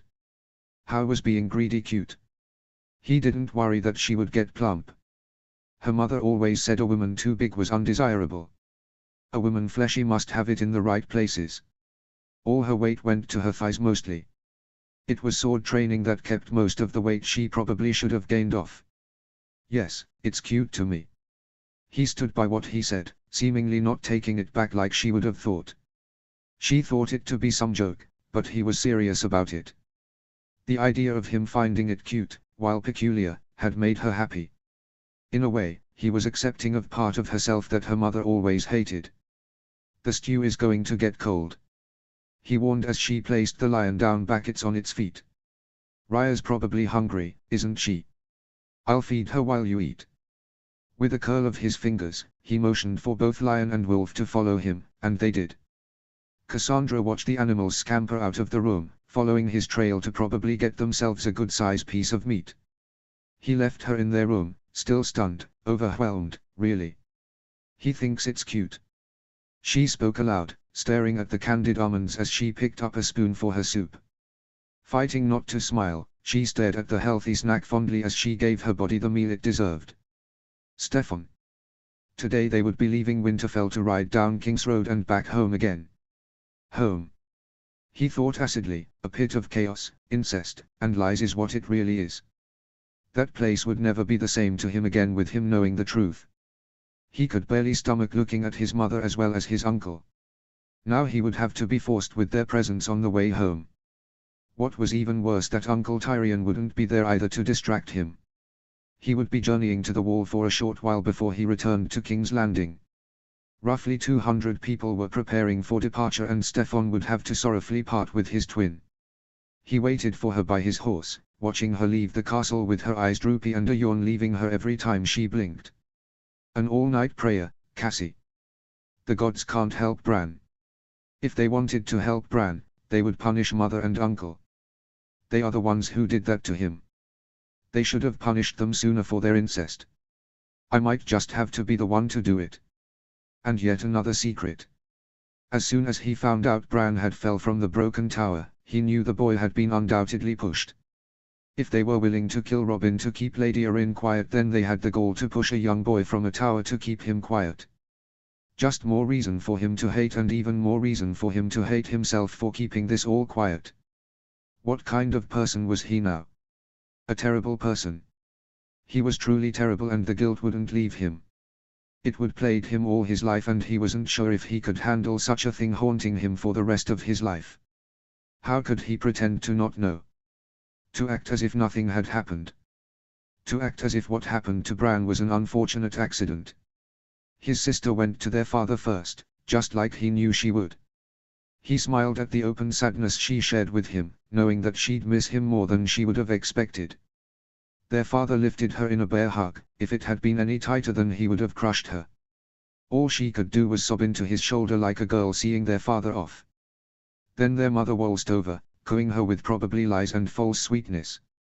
Their mother had a way of making you feel one way so that her terrible intentions weren't so clear. Now that Stefan knew of her darkness, he couldn't trust her light. In fact, he just assumed she didn't have any. All of her was poisoned to him now. Her goodbyes to their uncle soon took place, and then to their baby brother and sister. She had to convince both Tommen and Myrcella to not cry. She talked to Myrcella the longest since Myrcella would one day know her share of parting with her family forever because of marriage. His baby sister would marry someone and go live with their family, saying goodbye to people she knew all her life to say hello to a life anew. Even though he knew this was the cycle of life, he didn't think knowing he would be losing both sisters would hurt this much. Her goodbye to Joffrey, well, he hadn't expected for her to pull him into a hug. Joffrey looked around, wondering who was watching and probably fussing into her ear while trying to look like a good brother. Stefan sighed and shook his head, knowing very well that in his own way, Joffrey would miss her too. Finally, Cassandra made her way to him, and he instantly went to hold her hands. Although she was smiling, she was already on the verge crying. "Don't give me that face." Pushing all his boiling hatred aside, he wouldn't part with his sister with so sour. This might be the last time in years he would see her again and he didn't want it ruined. Their mother and uncle wouldn't ruin this. He won't let them ruin anything else. "We'll see each other again. One day." "I know." She told him softly, "It's just that, isn't it strange to know we won't be seeing each other every day anymore?" Before they knew of days or time, Stefan and Cassandra had known each other in their mother's womb. "You're born alone, you die alone" did not apply to them. They came into this world together both in conception and birth. People born alone had never been as lucky as them to share the beginning of their very lives with someone else. Someone that was an extension of themselves. A chunk of him that was her would be missing now, and he knew that it was going to be the same for her too. "I don't see it strange." Trying to humor her, he rolled his eyes up to the sky and pretended to be nonchalant. "I don't have to worry about a certain sister of mine whining about sword lessons, meddling in my affairs, and following me around." He held in the snort when he watched her teary face turn into a heated glower. "Not to mention, I don't have to plot any murders because Myrcella knows better than to entertain those losers at court. I say life will be much more easier for me now." That angry look faded almost immediately and she began to laugh, reminding him of her boisterous self. That helped him smile for the first time in the past day. His twin always gave him reason to when things seemed so bleak. Now she wouldn't be there to distract him, to light him, to keep him going down a path he was itching to take. This path that would make him everything he wasn't because injustice was all around him. Her arms circled him, pulling him in a tight embrace by his surprise. He finally settled into it, winding his arms around her and rubbing her upper back in short strokes. Because he was taller by a foot and a few inches, his chin rested atop of her head as they held one another. Why does she try so hard to be strong? He wondered, hearing her trying to swallow any sound of a sob that trembled through her. She failed because she ended up wailing, wetting his doublet with her tears. Each snivel made her hold on him become tighter, and his smile never left but took a much sadder note instead. "I don't want you to leave, Stefan. Please don't leave, I want to go back home with you." This was her sadness talking, she knew better. She knew she couldn't do that. Stefan also knew there was something there between his sister and Robb, whether it had been fully realized or in the beginning stages. Nevertheless, he was a good lad and he would take good care of her. "I don't think your husband would appreciate that." His eyes caught the sight of Robb standing there, watching their goodbyes with empathy. "Winterfell is your home now, Cass. Robb is your family too and he needs you here." He couldn't coddle her, not like he used to or not like he wanted to. They were 7 and 10, not even close to being children anymore. They were man and woman grown, but even so. He still wanted to protect her kindness, that good that lived in her. "Stay naive, Cassie. You need to stay far, far away from the South. You mustn't know these truths. You can't know them. I won't let you."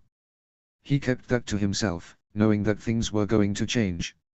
Now that he knew the truth, he certainly couldn't be the same person as he once was, this family-oriented prince, who had been so stupidly blind his entire life. "You were so different yesterday that I worried for you." His throat tightened at her words. "Please don't change, Stefan. Don't become someone I don't know. There is not one person still alive that has never changed. All people must change, Cassie. No person stays the same." Prying them apart, he swiped away the tears at the corner of her eyes with his thumbs as she continued to sniffle. Her eyes were staring right up at him, looking up at him for hope. He didn't have any anymore and he hated himself for not being able to assure her completely with honesty. But I promise you'll always know me and recognize me.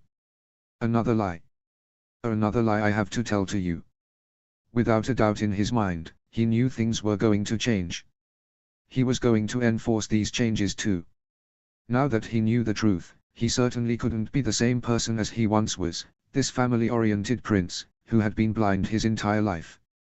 Stefan had to play the part, but he chose justice than evil. He would punish those who have sinned for all these years and remained unscathed. Not one stone would be left unturned. LLL. Like the rest of them, his horse was going a 4-beat gait. The breeze was kind, not bitter as he expected to be. He noticed that some people picked up his quietness, which was to be expected since they knew how much parting with Cassandra would wound him. They had been kind enough to give him space and silence, even his father wore a worried look every now and again. He expected for his father to tell him to deal with it, harshly enforcing that he pushed all of this aside. He said nothing though, surprising him. Looking left, he saw Jon Snow, who rode his horse in silence. "You sure you want to take the black, Snow?" Stefan asked him, genuinely curious if the boy knew a single thing about the wall and what it meant to be a crow. He must have had no clue just how harsh life was and to be forced to sleep in the same rooms as criminals, killers, rapers, and petty thieves. "I am." His nod was stiff, his face ever so stern. He was much too young to look so sullen, but then look at Ned Stark. Every once in a while a warm look would come across the Northern Warden's face, but no so easily, not so quickly either. "Send me ravens and tell me what it's like to be a crow. I doubt I'll ever get the chance to see the wall or Castle Black myself one day, but that doesn't mean I don't want to learn about it." It was just an excuse to make Jon keep in touch with him. They were friends, Stefan could say that much. Not as close as he had become with Robb or even to Theon, but good enough for their titles to allow. His smile came quick, disappearing within a blink of an eye. Why would a crown prince bother to learn about that? You'd be king, having all the riches and reputation a man could ever want. If only he knew just how shallow his life was. How everything had been a sham. A crown prince of a drunk, fat, whoring, bloodthirsty king and a whoring, incestuous, lying, murderous mother. Murderous might have been too strong, whether if it was her or his uncle that pushed Bran was entirely unknown to him. But she did threaten the life of a child prior to that incident, and she seemed to be ready to kill just about anyone, young or old, that seemed to be an obstacle to her. So murderous was thin-laced, not full truth, but it was something he'd keep in the back of his pocket in case she ever did show murderous ways. As my uncle Tyrion said to me once, a man is never filled with too much knowledge, for a man must learn all his life. A man also must be worldly than he is wordy. At least, that's the half I can remember. My uncle talks, a lot.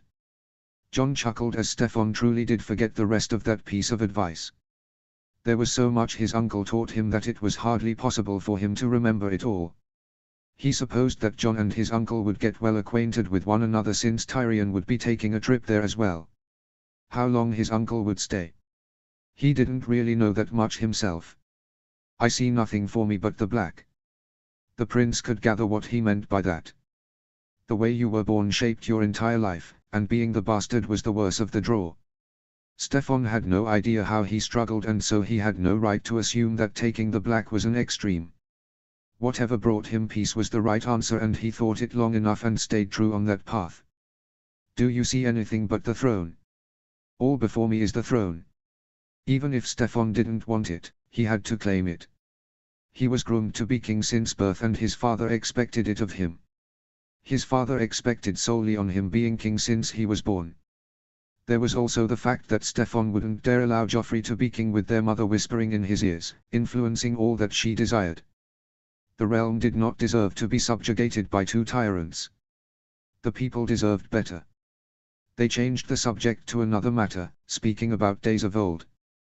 There was nothing better than to reflect on childhood memories. He learned that Jon had it rougher than he expected as far as Lady Stark was concerned. The woman bore him hatred just for being his father's bastard. Stefan suspected such a tumultuous relationship when she even tried to not allow him be at the wedding or at the feasts. He had to kindly ask her to let John join, and she had seemed too unhappy to give in to his request. To have dealt with that for 17 years. Stefan could understand taking the black immediately. John and his uncle soon separated from their group. And in a few days' time, with rest in between, they had finally reached the Barrowlands. He kept his tent far from his mother and father's as they made camp, keeping himself close to Tommen and Merciless in case Tommen got himself nightmares and wanted to talk. It was usually Cassandra's job to read and cuddle Tommen back to sleep. It only made him more reliant on her, but he supposed it wasn't wrong to let him still be a child. He was only 7. Silver laid by his feet as he took a seat in a chair by the small table, next to the fire pit. Propping both hands behind his head, he leaned back on the chair, legs with his feet up, ankles crossed, on the table. Before he could close his eyes, letting the quiet of the tent give him rest, he heard the flap of his tent be moved. Opening one eye, he saw it to be Arya Stark with her face all scrunched. "And what do I owe this visit, Lady Arya?" "I'm not a lady," she quickly countered. "I'm bored and there's nothing to do." Chuckling, he rose a brow. "We just made camp, Arya. What did you expect to do? Is this your way of asking me to entertain you? That is, if you can." She was purposely challenging him, feeding him to give in to her. Seeing that there was nothing wrong with it, he dragged his feet off the table and seated himself right in the chair. "All right, Arya Stark, I accept this challenge of yours. Have you ever played Sivas?" "I don't think so." Confused, her brows furrowed as she tried to really think back if she ever even heard of the word itself. "Never mind if you heard of it or not." Standing up from his chair, he searched in one of his chests for the board game before finding it and all its pieces. "I'm going to teach you a game of wit, little one. It's not my fault that I'm little." Rolling her eyes, she took a seat opposite of him. "I'll grow some, just you wait." "I don't doubt that." Unfolding the game, he began to set up the many pieces. "Most girls don't grow tall. There are only but a lucky few, but I hear some men like their women of short stature." Considering this, she rose one of her eyebrows. "And what do you like?"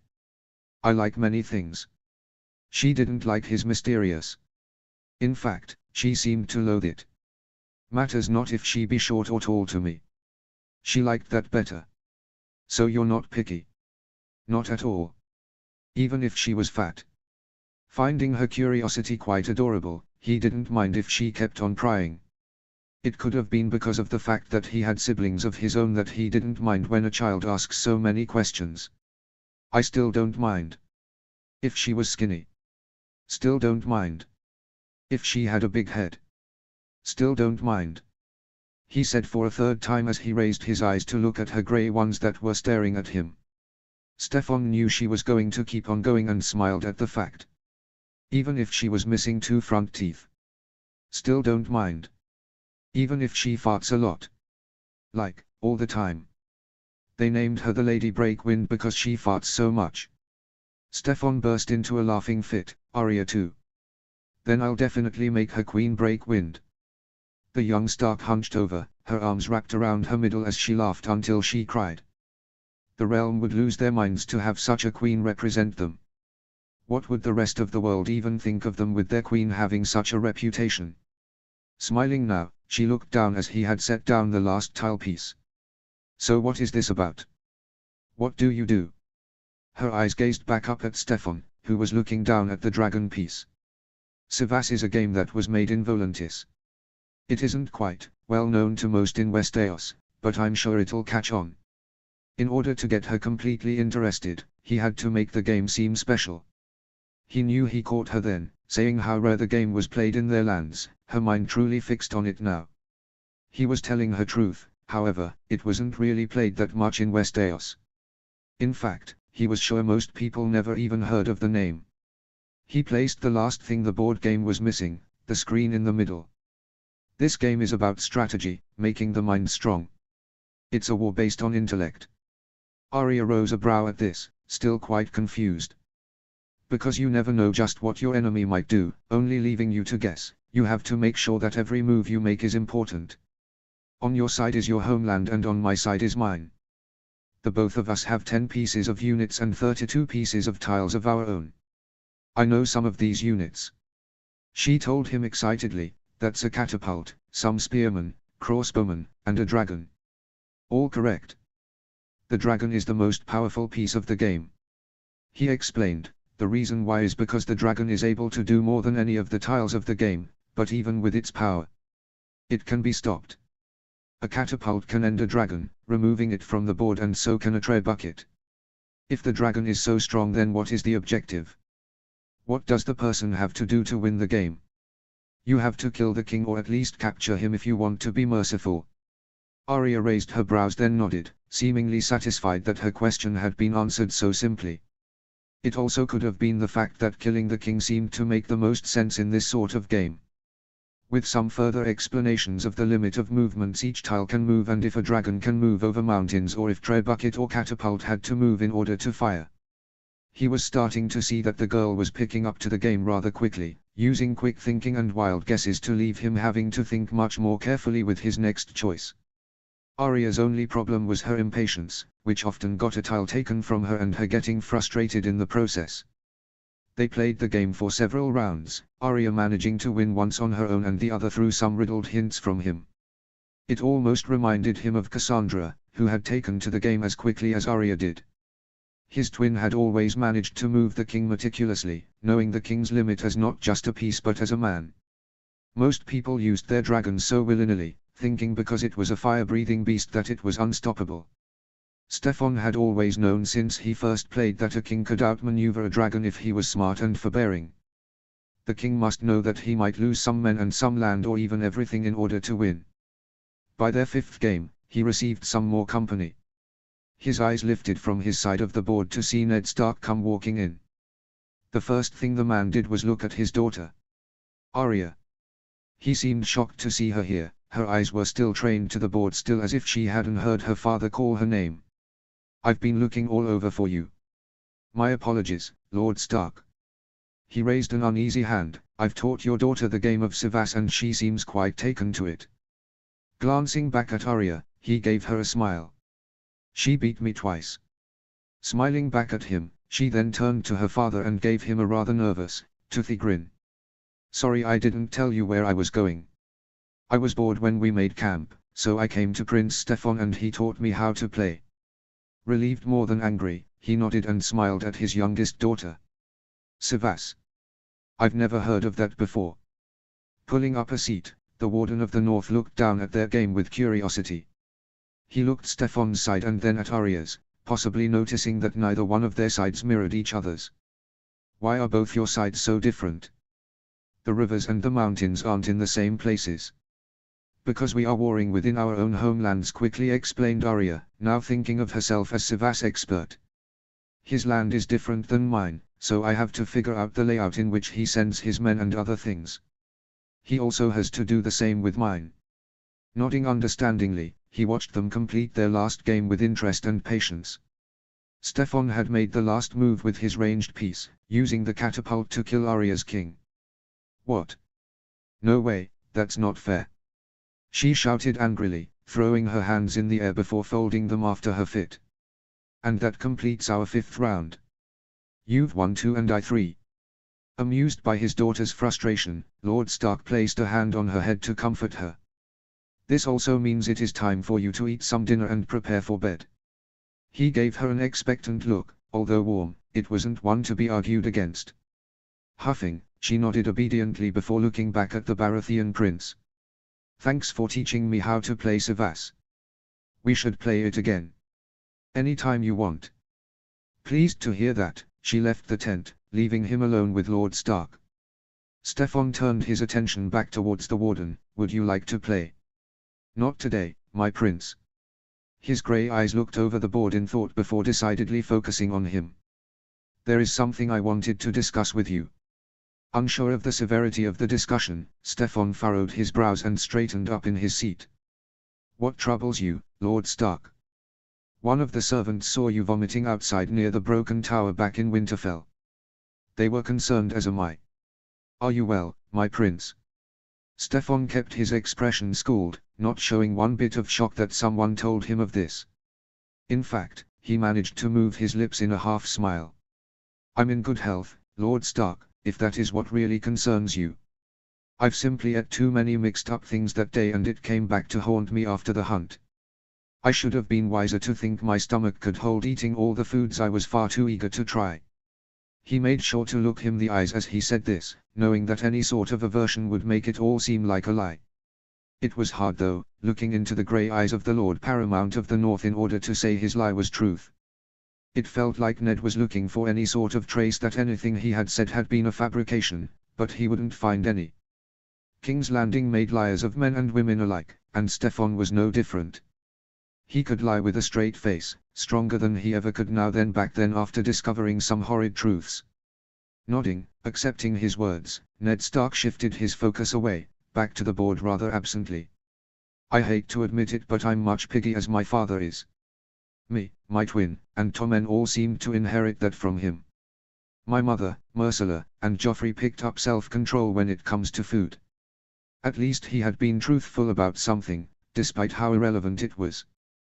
The northern man, however, seemed to grow sterner at the mention of his twin. Your sister asked me to promise her that I take care of you.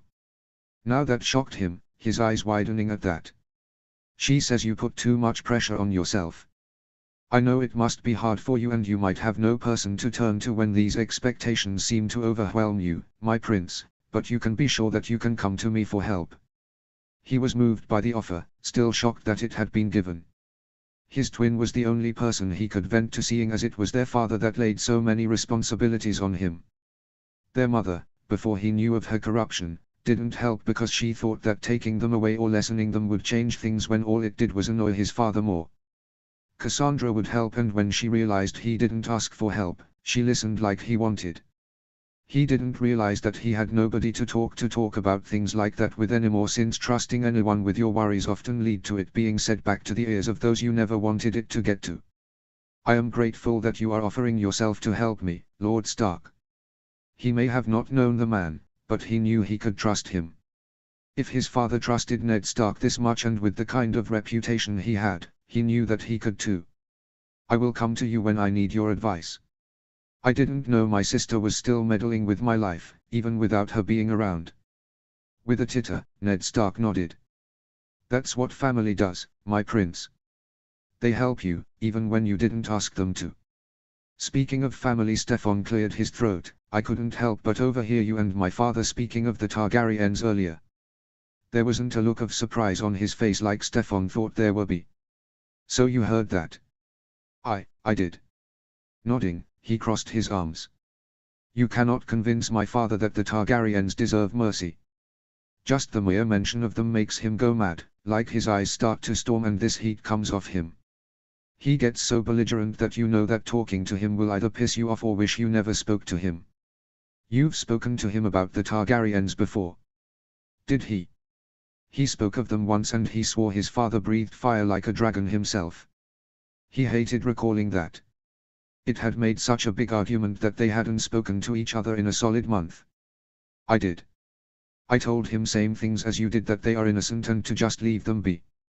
What can they do? What army do they have? Even now that the girl has the Dothraki, they wouldn't dare cross the sea. Sometimes I think my father hopes they do so he can be at war again. You know your father well. Of course he did. Stefan had been looking up to him his entire life, but even he knew that there were certain things that he could not imitate. His whoring, his drinking, his greed, and his hate for the Targaryens. What the Mad King did was unforgivable and horrid, but the Targaryens were still part of the Baratheons. Without them, his father, his grandfather, his uncles, and himself and the rest of this family would not be here now. To make a whole family extinct. Stefan couldn't live with that guilt.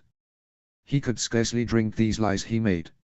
I'm not going to tell you to kiss his hand and say he's right, Lord Stark. Staring absently at the Sivas, he set his jaw. I'm saying that talking to him about them won't change his mind. Ever. Ned nodded, still calm as he was when he dealt with his father. I know that, but I still believe I can. Stubborn man, aren't you? The both of them smiled, but I will help you with something. And what is that, my prince? Picking up the dragon tile east of the board, he stared at the black dragon carving. I too do not want my Uncle Jamie to be Warden of the East. If there is any way I can aid you, whether it be task or persuasion, then just leave it to me. Cassandra. A week and a day had come to pass since her family had left Winterfell. Bran, not once, did not wake from his death-like slumber. There were no changes, not a stir or even a twitch of his little hands. Since he slept, the wolves would howl through the night, making the castle seem so somber. Sometimes she could barely even sleep since the sound of their howls sounded like a sad song. Rhea would often stare out the window from her little bed, listening to them in silence. Even she had lost her playful spirit since they started their synchronized howling. Lady Stark had not left the boy's side at all since Cassandra last spoke to her in the September. She barely slept, just weaving a prayer wheel, still believing that the Seven would cure him of his sleeping state. They weren't able to cure his broken back and legs, so the only thing left to cure was his constant sleeping. Cassandra knew she couldn't help her to make one, that only mothers could do it for their children. Everything was depressing, and what bothered her more was that there was nothing she'd do about it. Nothing she could change about Bran's sleeping or how her heart missed her family. She didn't even want to wake up and leave bed. When her eyelids first flickered open, she stared away at absolutely nothing as the emptiness in her made her feel more sluggish. It was hard to adjust to the fact that an entire week had gone by since she last saw her family. Since they had left her to go back home. They couldn't have been back at King's Landing yet, most likely they were still traveling King's Road. Her mind immediately began to wonder how Stefan was doing and if Tommen slept easy for the nights. She hoped her mother wasn't nursing a cup of wine every 5 minutes due to being stuck on the road. There were no women for her father to whore around with, so he was probably eating and drinking more than usual. Finding everything humorous, especially now since he was reunited with his best friend. Hopefully Lord Stark could make him slow down his drinking and eating, but then she doubted that he could do that, friend or hand. Burrowing deeper into the heap of furs, she could feel Robb shifting in the bed beside her. For the past week, she usually woke up by herself because Robb had done his morning rituals, whatever they might be. Robb. Wanting to distract herself, she figured that bothering her husband would rid her of her sad thoughts. He hummed groggily, probably not fully awake himself. Is something the matter? Rolling on her other side to face him, she watched as he had one eye open since he moved his arm by an inch to uncover one eye. Pursing her lips, she felt bad. Did she wake him? What if he wanted to sleep a little longer in the morning? Why did all her conversations with him never begin in her favor? I didn't mean to. Bowing her brows to the bridge of her nose, she cursed at herself for not thinking. I didn't mean to wake you. I was already awake. She thought him a liar as soon as he told her that. He didn't seem like he was all that awake to her. Robb was trying to be nice and to make her feel less guilty. She hated how nice he was. Well, she didn't hate it, but just wished she could be as nice, to him at least. Not bothering to call him out on his lying, even though she wanted to, she sat up in the bed and saw the bowl of apples she had asked to be sent up yesterday for this morning. Would you like to eat apples with me? His eyes went squint, probably astounded by the randomness of her request.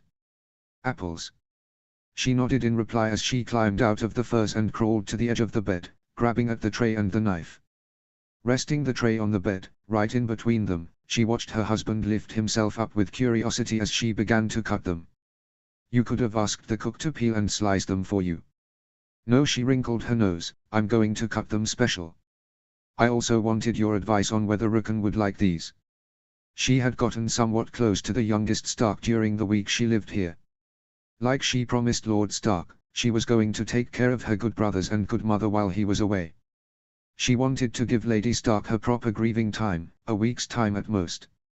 She told herself that after a week, she would try to do anything she could about forcing her to leave Bran's room and eating as well as sleeping well again.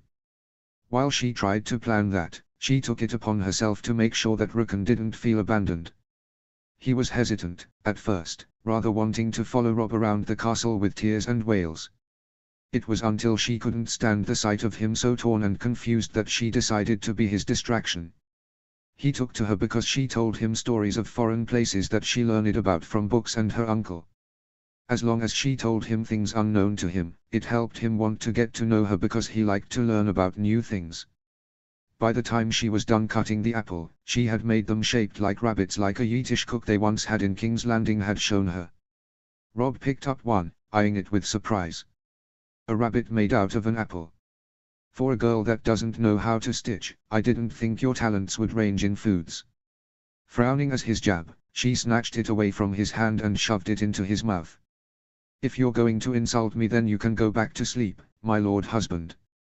As he chewed the fruit, he laughed but was mindful that he could end up choking if he laughed too hard. At the sight him, the corner of her lips couldn't help but to twitch before they stayed upwards. Do you think Rukan would like them? I want to teach him how to carve. So you can carve more than just food. Actually interested and properly speaking with his food chewed and swallowed, she nodded again. What else can you carve? I can carve animals made of wood. I made a stag once for my father and some wooden bowmen for Joffrey when he still played with toys. Back when Joffrey was easier to talk to, when he smiled more kindly and wasn't so cruel. I could carve you a direwolf if you'd like. I'll be looking forward to it. Biting down on her lip, she fought another hint of a smile that tried to show itself. What made you decide to learn how to do that? He asked. Usually men carve, especially up here in the north. Everything seemed to be a man's job as far as she heard. What was wrong with a woman carving? Did they think she couldn't handle a splinter or two? Sure, they hurt like hell, but the end result of what she made had always been worth the pain to her. Since I wasn't good at stitching and women aren't allowed to learn a weapon. Even though I did learn a sword. She thought to herself, but he doesn't need to know that. I took up carving. Rob looked to her, strangely, she thought. Why not an instrument or singing? Normal lady things was what he was trying to say. Carving did seem like a big leap, but she rather liked it. It was the only way that they would let me hold something sharp. She admitted truthfully, seeing him smile at that. I knew there was a catch. How did he figure that was what really bothered her? He was starting to catch on to her now and she wasn't sure if she enjoyed knowing that. I have a feeling that you always wanted to learn to use a sword. I do know, my kind husband. How would he feel if he knew? Would he think her mannish? Would she lose all her feminine charm to him? Most men like a woman they could protect, so if he was one of those kinds of men, then how would he feel that she knew how to hold her own? The idea that he wouldn't like her anymore because of that made her scared for some reason. I did, but I know better than to think my father would let me even stare at a sword for too long, let alone touch one. If you want, I could teach you. Stunned, she stopped in the middle her carving, the juices of the apple sticking to her fingers as the peel dangled in the air. There are many ladies that know a sword. For instance, Lady Mage of House Mormont is a fine warrior. She can outfight just about any man. Her daughter can too, last I known. What is wrong with him? Cassandra thought, how is he? Why does he? Why is he so perfect? Robb Stark might have been perfect, but he was still a complete enigma. She couldn't wrap her mind around him and it was driving her mad. She hoped to find something horrible about him to wash this clean image she had and saw of him, but no.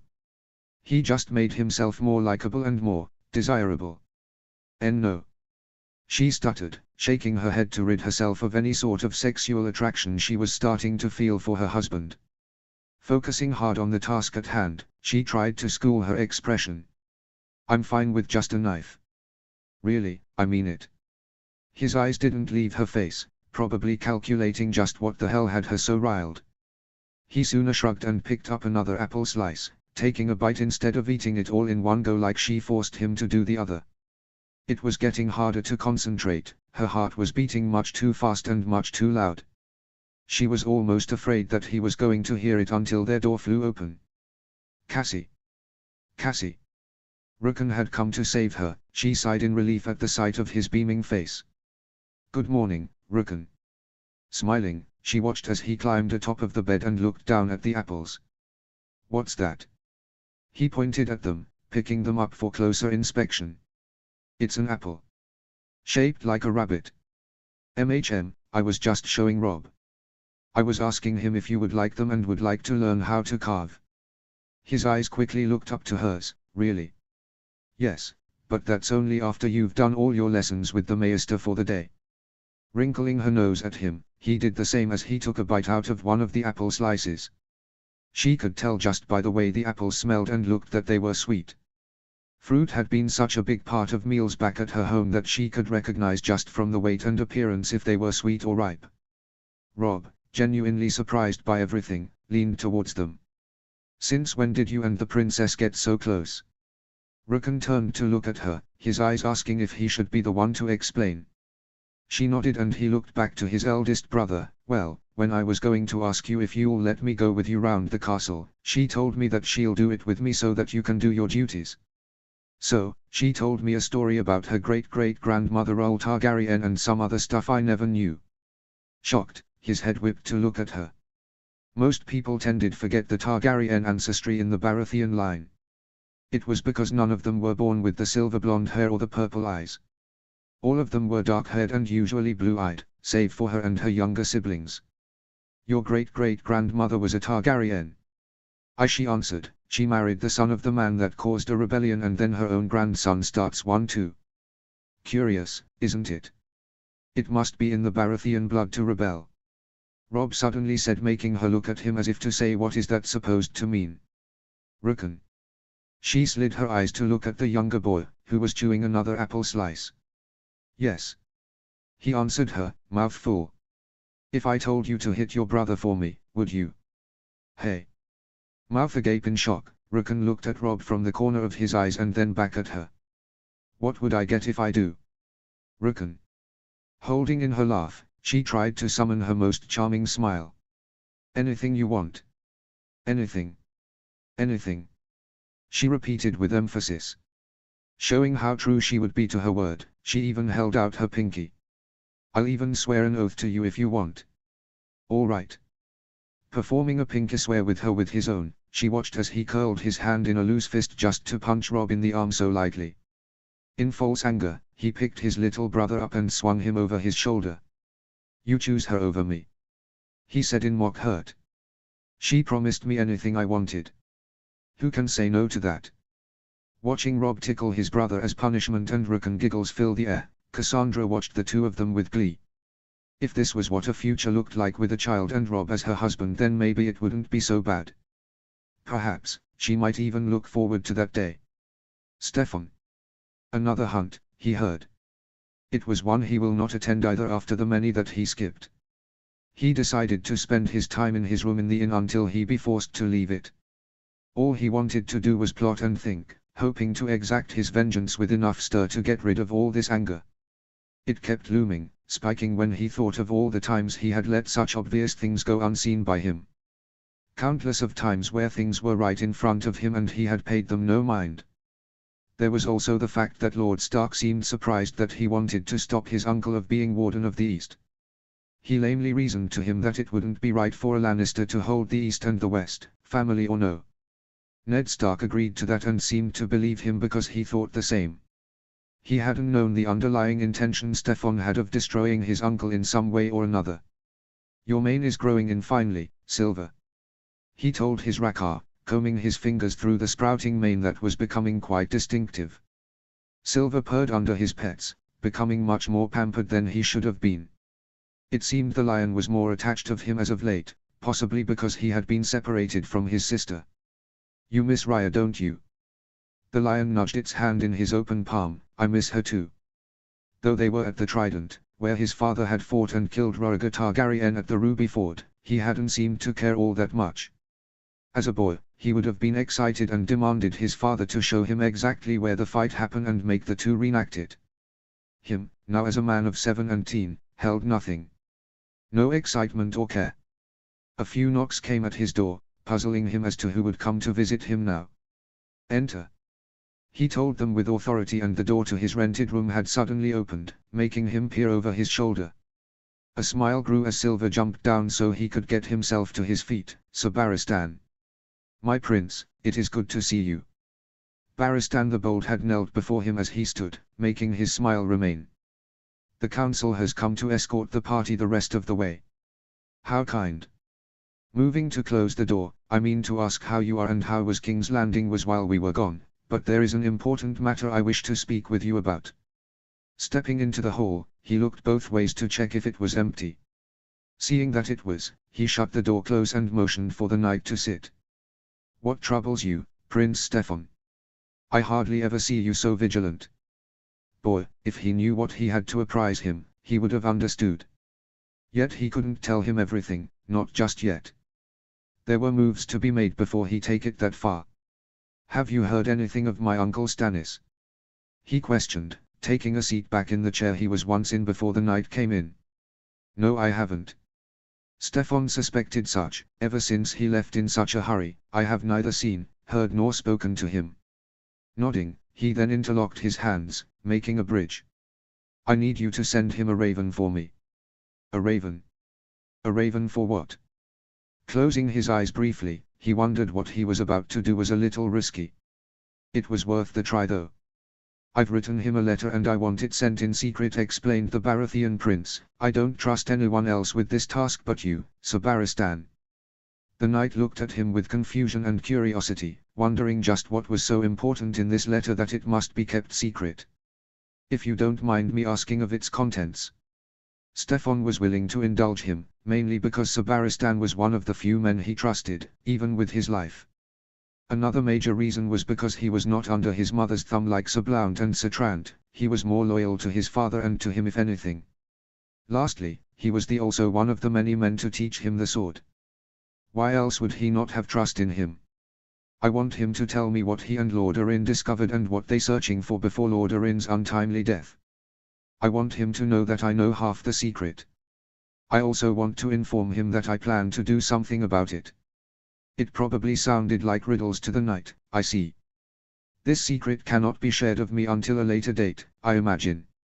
For the well-being of both you and I, Sir Barristan, that is for the best. Making the chair screeched against the wooden floor when he stood, he walked himself over to the desk that had the written letter folded and ready to be sent.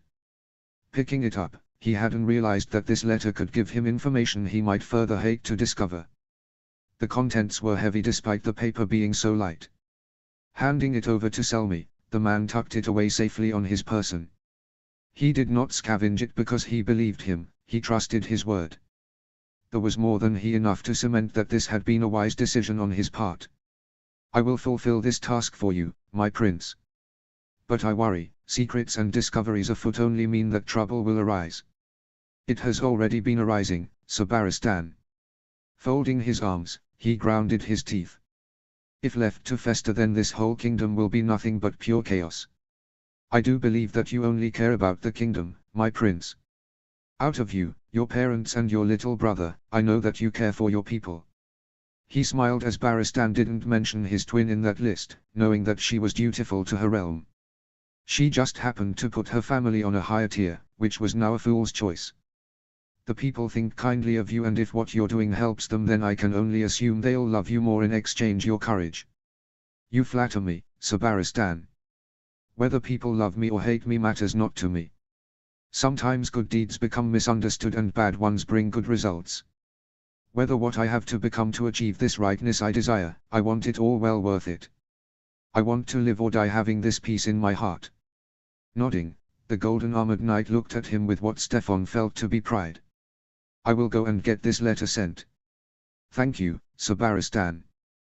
With a nod, the knight bowed again before he walked towards the door. Wait, is my uncle Renly here?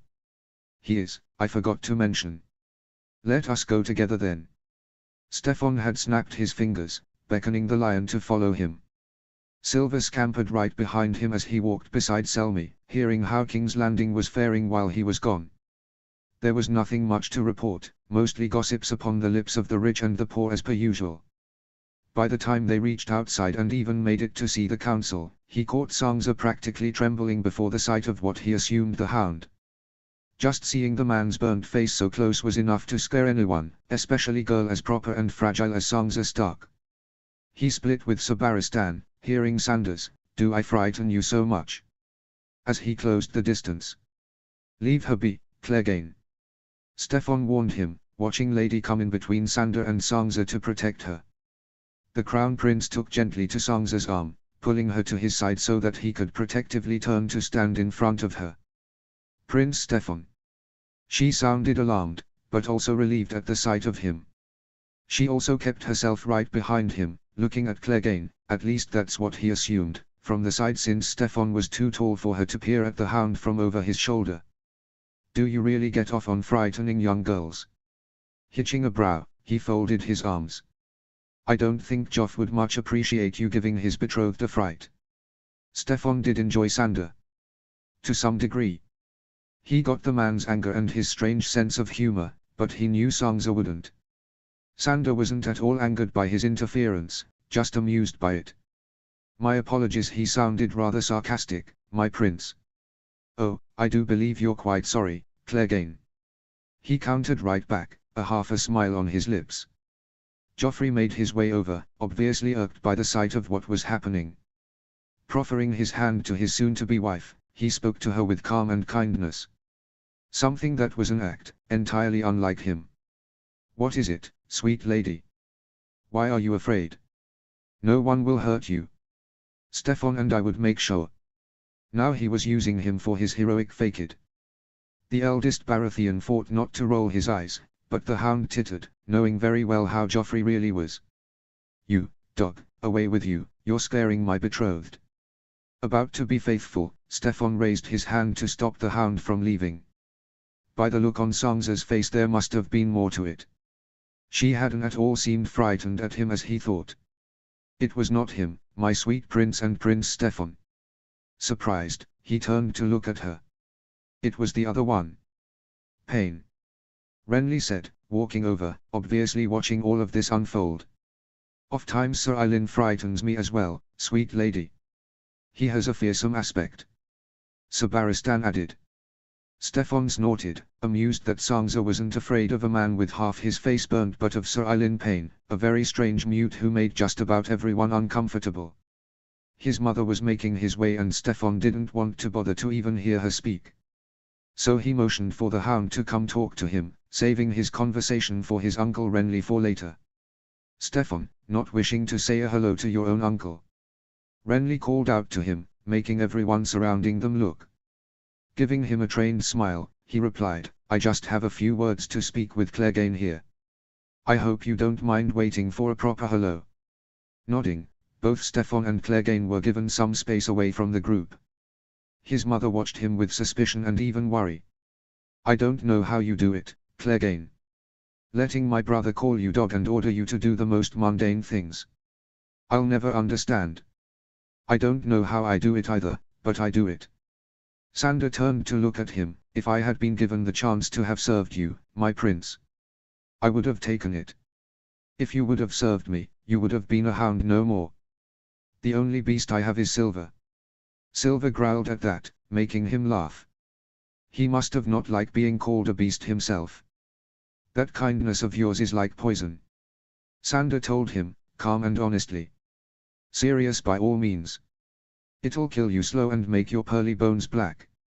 People will wonder what made such white bones black with death, and they'll figure it was because you're too kind. Depressing. He immediately thought despite understanding the point. Stefan was too kind, more than he liked and more than he should be. That was going to change though, but nobody was to know that. The world is cruel, Sander, I know. Many cruel people occupy it, but I have learned that even monsters can possess a beautiful side to them as well. There's good in you, I know. Until the day that good is exhausted, I'll still have some smidgen of faith in you. I wouldn't call it beautiful. The both of them laughed, Stefan taking his gourd filled with water and erasing his thirst with a swig. Water? Why not wine?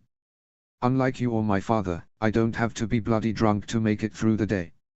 Sander scoffed at that, probably having reason to believe that wine could make anything bearable, even a slow day. The two of them had watched as Sansa and Joffrey soon broke away from the group of knights and his mother, but what made him angry was that the hound had not followed. You're not letting them go off by themselves, are you? You are supposed to follow my brother. He should me. Why the fuck would I go chasing after him? He had a point, but it was dangerous for the two to go walking off together. It was also a breach of propriety to let the two be alone together. He didn't want the girl whispered about, and he didn't trust Joffrey to protect her reputation or her life. You would have thought Sansa was his little sister by the way he got himself so worried. If you're so damn concerned, then why don't you go and stop them? Glaring at the hound, he knew that Sandor was not going to budge. Rubbing his temples, he had half a mind to not care, but the idea of them two alone did not sit well with him. Nothing dealing with Joffrey and alone another human, especially a girl, sat well with him. He should have gone to speak to Renly, but he couldn't let this matter go. Since his mind couldn't let him be at ease, he did it. He felt like a parent hunting down his child to make sure no mischief or misconduct transpired, and he hated every minute of it. By the time he found them, he managed to arrive on time to see his brother, sword out and threatening Mycah. "Arya, you stay out of this," her own sister told her. "I won't hurt him much. Why must this boy be his little brother?" And right as he broke into a run, Arya was already swinging the stick in her hand and giving Joffrey the beating he deserved. One blow to the back of the head wasn't enough, so she gave him more. "No, no, stop it, both of you, you're spoiling it," Sansa screamed. "Stop it, don't, stop it." Unsheathing Blacktail, he slammed Joffrey's sword down that he had aimed at the younger Stark, making the whole group of them gasp at the sight of him. "You dare raise your sword at a little girl?" he hollered at Joffrey, hot with anger. Joffrey was really no better than their mother and uncle to him now. Lannisters had an affinity of killing and hurting children, didn't they? His grandfather with the Targaryen children, his uncle and mother with Robert Arryn, and now Brandon Stark, and now his little brother with another Stark. Stunned by his arrival, angered by the blood that leaked from the back of his head, Joffrey went on a well-expected rant. He wouldn't be Joffrey if he didn't, Steffon reasoned. She hit me. She hit me with that dirty stick and I bleed, don't you see it? But you care for this little bitch. I'm your brother. Sansa gasped at the obscenity, her eyes wide as Steffon narrowed his eyes so thin that they looked like Silver's cat eyes. In but a second, the crack of skin on skin had echoed through the area, meeting everyone's ears, even louder in Steffon's own. With just one fluid motion, he brought the back of his hand across his younger brother's face, slapping him roughly for his obvious wrongdoing. Joffrey's head was facing to the side, where Steffon's blow had thrown it. Tears came bursting from his eyes and down his face silently. When they hit where he had struck him, it stung him. He knew because his little brother flinched when it happened. Arya ran over to the eldest prince, clutching his leg in obvious fear and trying to control her own emotions. "How could you do that?" Sansa cried for Joffrey, like he expected. Let him be the villain to her, he could accept that, but he could not accept no kin of his harming children and getting away with it. The look his brother gave him was fierce, a silent scream of pure rage in his eyes. "How could you?" For this Stark, Steffon aimed to raise his hand again with intent, daring him to curse at the girl again. Joffrey flinched much harder at the prospect of his father slapping him for another time. "I'm telling mother." "Please, Prince Steffon. Not again, please don't hit him again." If it weren't for her pleading, he might have done it. But he didn't, and Arya let him go, but not for reasons that he expected, but to throw Joffrey's sword using her whole body into the river. "Arya, go," Steffon told her, and she looked at him, her eyes asking him, "What about you?" He smiled at her and then inclined his head, and she and her friend Mycah went running with Nymeria behind them. His eyes looked down at his brother, who kept touching his stinging cheek that was bound to swell. "My poor prince," Sansa told him, being tender for a boy that hadn't deserved it. He wondered just what would have happened if he didn't get involved. Would Joffrey had hurt Arya? He expected so. Even Sansa's kindness couldn't cure him, he was angry with her too. "Don't touch me." How could he speak to her, the girl who cried for him and tried to help him, with contempt? There was nothing good in him, Steffon had to fully realize that. He kept hoping that there was, but there was nothing. Not a trace. "Clean your face and make your way back." He kept his voice stern, Joffrey flinching even at that. The sight of his brother afraid of him didn't make him feel good, but it hadn't made him feel bad either. "Go on now and take Lady Sansa with you.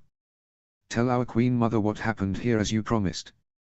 Cersei was going to be up in arms about this, and Steffon couldn't help but feel delighted about it. "Cersei, Punishing her children was something she never enjoyed doing. She was not like those mothers that could discipline her children without the harshest of tugs of her heartstrings. It already proved difficult in itself just to raise her voice at them, but what her eldest boy had done, that could not be disregarded. With a swift motion of her hand, she gave her son a slap. That had to be done before she would admonish him properly, explain to what he did wrong and then hear his side of things before an apology. However, she sooner discovered something was more certainly peculiar. Something about her Stefan was different.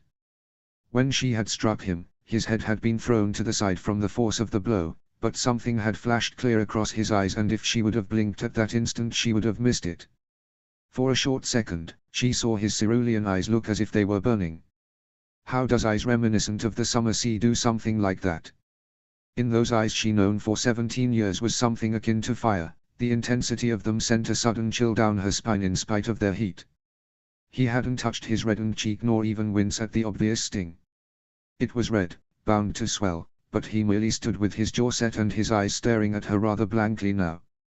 The look of him was like he was but a hollow vessel, made to stay there and endure her presence when he would rather be somewhere else. Her sweet boy never once gazed at her like this, without note of emotion or angrily.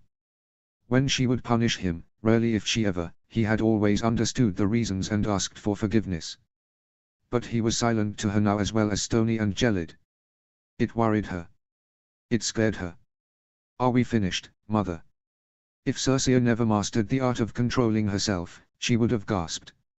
Her eyes, however, did in fact widen at this sudden nonchalance because the shock in her was too strong to tame. For a split second, she saw an image of Jamie standing in the place of her son. Jamie would have done that. He would have acted as if her justified anger and her strikes did nothing to him. He would have joked at it, laughed at it, pissing her off even more since he never took anything so serious. All Stefan did was take on a rather bored look, totally disrespecting her and acting as if her punishment had meant absolutely nothing to him. "Excuse me," she managed to say in her shock, "how dare you speak to me, your mother, this way?" His eyes were looking past her as if she wasn't even there. As if she was some kind of silhouette that haunted the room unbeknownst to him. Her eyes became hard as stone at this, seeing as he was willfully doing this. There had to be a reason of why he was acting this way and he wasn't going to bother to tell her. She knew that for sure. Father is waiting for us and so are the others. I don't believe we should be wasting our time for a conversation I'll just have to repeat again. What has gotten into you? You've never. I've never. Life came back to his eyes, something facetious in the midst of them. The sudden spring of life in them was so strange after witnessing just 3 sorts of faces and looks he never seen from him before. It was like she shifted to different people, none of them familiar to her. None of them like the boy she knew. Funny, I've never liked to think a lot of things would happen and yet they did. I suppose people change, don't they, sweet mother of mine? Not change per se, but their true selves are made to be revealed. I never would have struck Joffrey before today, yet I also never imagined he would point his sword at a little girl. Her dark brows knitted together as her son tilted his head, like he waiting to see if she would reply or even react to his strange words. What was this? What was this interrogation and this condescending attitude? Her boy looked like a stranger and she loathed it. Circe loathed that she could not recognize her son. Her first boy, her golden stag. Perhaps it was her own fault for not quickly acting on the sudden changes in his behavior since they left Winterfell. Stefan had ignored her in several different ways, choosing silence when she spoke to him, moving away from her touch like she had a sickness or ignoring servants that she sent to retrieve him for her. Every which way, he had managed to avoid her in these past 8 days and Circe had no clue as to why. It wounded her. It wounded her to know her son hated her. What could she have done to bore this hatred in him? Then it suddenly came to her, this reason that sprang to her mind. Almost instantly, Circe figured this was his way of dealing with being separated from his twin. Of course, her son was having sudden changes in mood and possibly the sight of her and Jamie speaking with one another had made him think of Cassandra. He had a hard time coping without the sight of her, without her being constantly around. It was such a huge change. She missed her daughter too and oft thought about her before she ate or went to sleep. The queen knew she must help her son through this difficult time. She was the only one that could, being a twin herself, and suffering through the agony of times she was separated from Jaime herself. This was truly the painted example of why it was unnatural to separate twins, two halves of a whole being forced apart. Her son was changing for the worst. Cersei forcefully pulled him close, and like she expected, he did not return her embrace. It was difficult embracing him. He had his father's height, 6 feet and 6 inches exact, but Robert seemed less tall now since he gotten himself so fat. Her son looked completely like a golden-haired Robert, the Robert she adored when she first laid eyes on him and felt giddy as ever to marry. In a few moments, she had to gather herself that he was her son and not her drunkard husband with different hair coloring. Not the beast of a stag she came to despise with all her being today. Her head only could lay against the lower half of his chest, hearing the steady beating of his heart as she did. "I know being apart from Cassandra is hurting you, my sweet boy.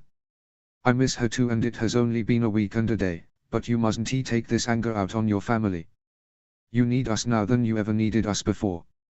Cersei frowned sadly as she had felt no movement, not even an attempt. It was a one-sided hug, possibly a one-sided conversation as well. She gave and he returned her with such a cold personality. He was more cold than that cold and grey wasteland that called itself the North. "We should leave now. Father will grow frustrated if left to wait." "Cassandra." The vast and expansive sky had turned into a jet-black hue, stars illuminating in the darkness that would make anyone want to take a walk outside to admire them. Unfortunately Cassandra chose not to. She was not at all comfortable of wandering the cold north at night just yet. One day, she would walk around Winterfell during the moon's reign, when she felt a little braver about it or when she remembered the places more clearly. She still sometimes found herself lost now and then, she even gone in circles most of the time. Winterfell was larger than the Red Keep and she hadn't known Winterfell for all her life.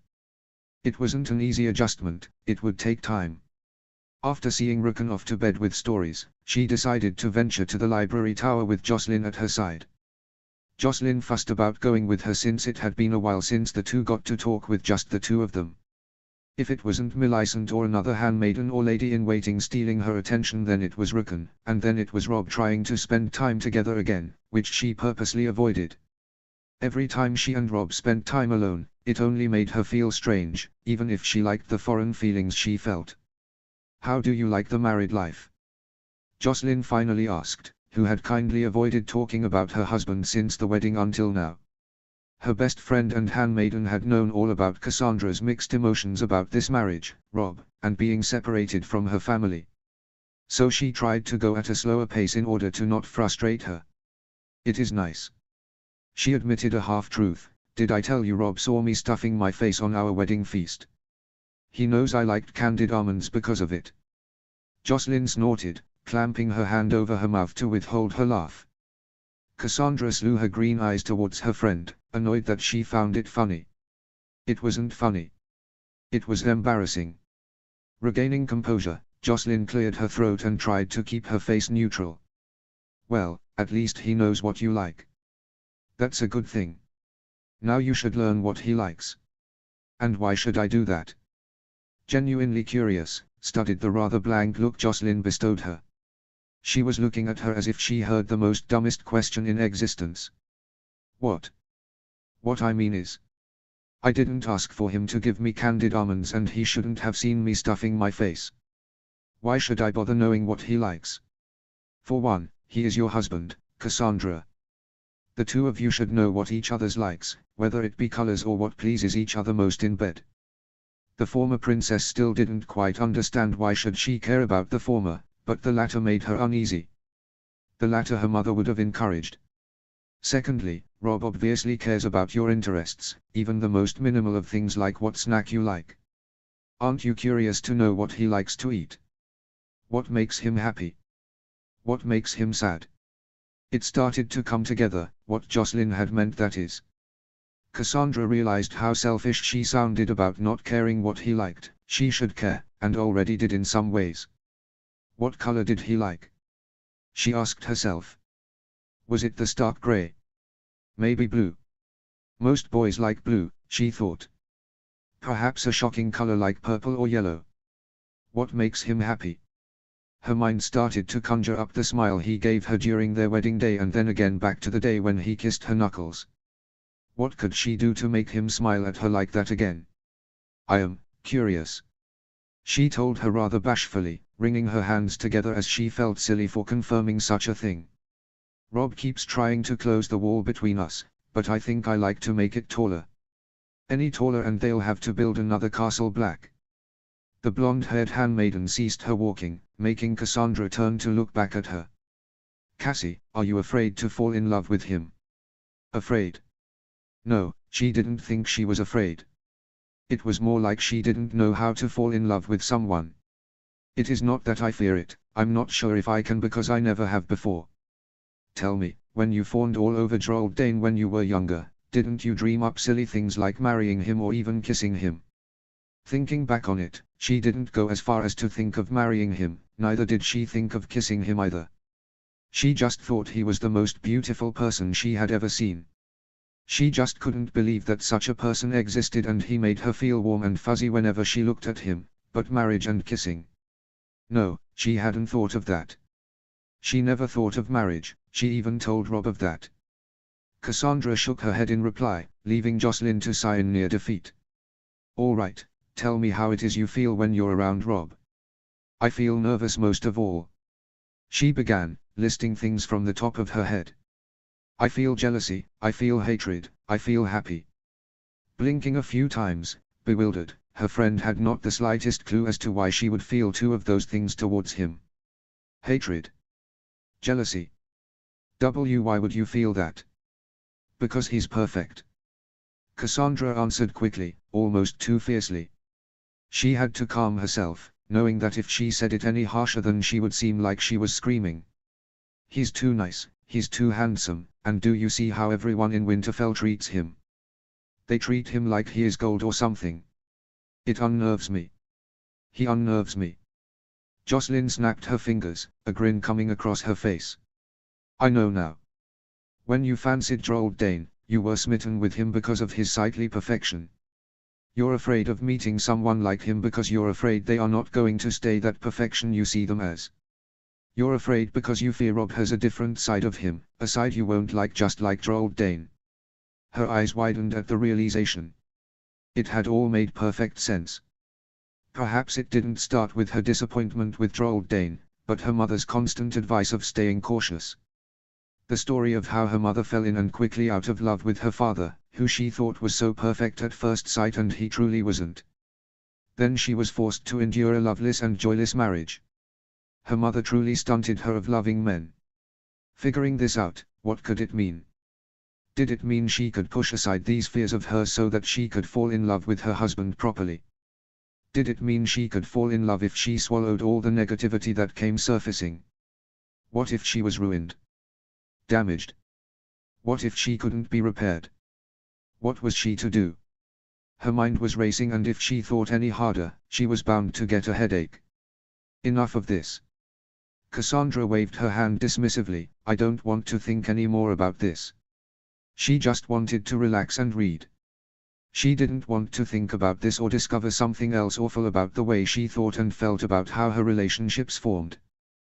Jocelyn frowned at how reluctant she was to explore her problems. In the end, however, she obeyed her. The two of them finally reached the library after going up the staircase. When she pushed open the door, her eyes were swirling with inquisitiveness as she soaked in the place. It had a lot of books, not as many of the Red Keep, but quite a lot. It was sizely, even larger than the September. You would have thought a place of worship would have been treated more highly than a library. The ages of these books were extremely old, some of them weren't even books at all but scrolls. Some of them looked strong while other parchments looked fragile, like if you unrolled them then they would fall apart right in your hands. Some had to be sewn together again, which excited her. Just what knowledge was in such old text? Immediately, she began to scour the shelves. Stories of the children of the forest, tales of the first of men, and a history of the kings of winter. All of them ignited her interest, a part of her thought about the songs and stories she would have to teach her children one day. Her Stark children. She would tell them about their Baratheon and Lannister family history, even the Targaryen, but the North and the Starks would have been much more important to them. "You're going to read all of this?" Jocelyn asked incredulously, watching her place the books on a nearby desk. "I suppose we'll be here for half the night because I'm not letting you read until dawn." "I never let Stefan do it, so I won't let you." Cassandra stiffened upon the mention of her twin, slowly sliding her eyes to the blonde-haired girl who seemed to realize she let his name slip past her lips for the first time since he left. Her surprise gradually went away and then a look of sadness began to reveal itself, making Cassandra instantly feel guilty as she espied it. "Did Steph say anything to you when, the both of you ended things?" A moment of silence lingered rather awkwardly before Jocelyn chose to stare down at the floor, bitterly. Completely crestfallen. "He told me he didn't love me." "How could you say that, Stefan? Even if that's how you felt, you could have lied to her. Would it have killed you to be kind?" Stefan had never been sweet when he parted with his women. Before Jocelyn, there was another girl, a servant named Lily. Lily cried for days when Stefan broke things off with her, and when Cassandra asked why, he simply said that he didn't like her anymore. Then there was a baker's daughter named Katya, and he ended things saying that he didn't like how she kissed, which was a lame reason and probably not the only one. Then there had been the seamstress daughter, Olivia. He told her that she didn't excite him anymore. All these women became dull to him, and Jocelyn was now just another among the long line. "I knew he didn't though," Jocelyn managed to say, sniffing as a means to control her emotions. There were no tears falling from her eyes, but her eyes were crying. Her sadness was clear in them. "Part of me just really believed that he would. Just once. When he would look at me and smile, I hoped he did that because he loved me. When he searched for me after many hours of being apart from me, I hoped it was because he missed me so much out of his love for me. I just don't think Stefan is quite capable of loving anyone that isn't you or your father or your mother. I don't think Stefan has any idea what love is either. So he just uses girls until he doesn't want them anymore." Perceptive as Jocelyn was, she was also foolish. She gave him his heart in her hands continuously, all the while knowing that he would never give her his in return. Cassandra wondered if Stefan was stunted when it came to love as she was. Out of the many similarities they had, that had to be the worst one to share, and it was both of the fault of their parents. "I'm sorry you've got your heart broken, Joss.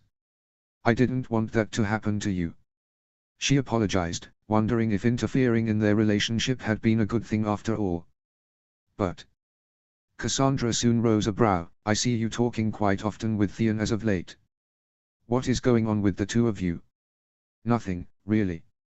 Rolling her eyes, her friend leaned forward with a smirk. "He's been chasing me the whole week, trying to get in between my legs, and I've denied him every day since." Scoffing, Cassandra wondered what made the Greyjoy so bold and persistent. Then again, he was a Greyjoy. She heard that they were persistent and took things by conquest, the iron price, never the gold. It was in his blood to be aggressive and arrogant. "He's nothing but a lecher. At least you know." Taking a seat, she opened the first book of the pile, A History of Kings of Winter. Laying the heavy, hardback book before her, she began to read about the second king after Bran the Builder, Brandon Stark, also known as Brandon the Breaker. He had been more interesting than she could imagine.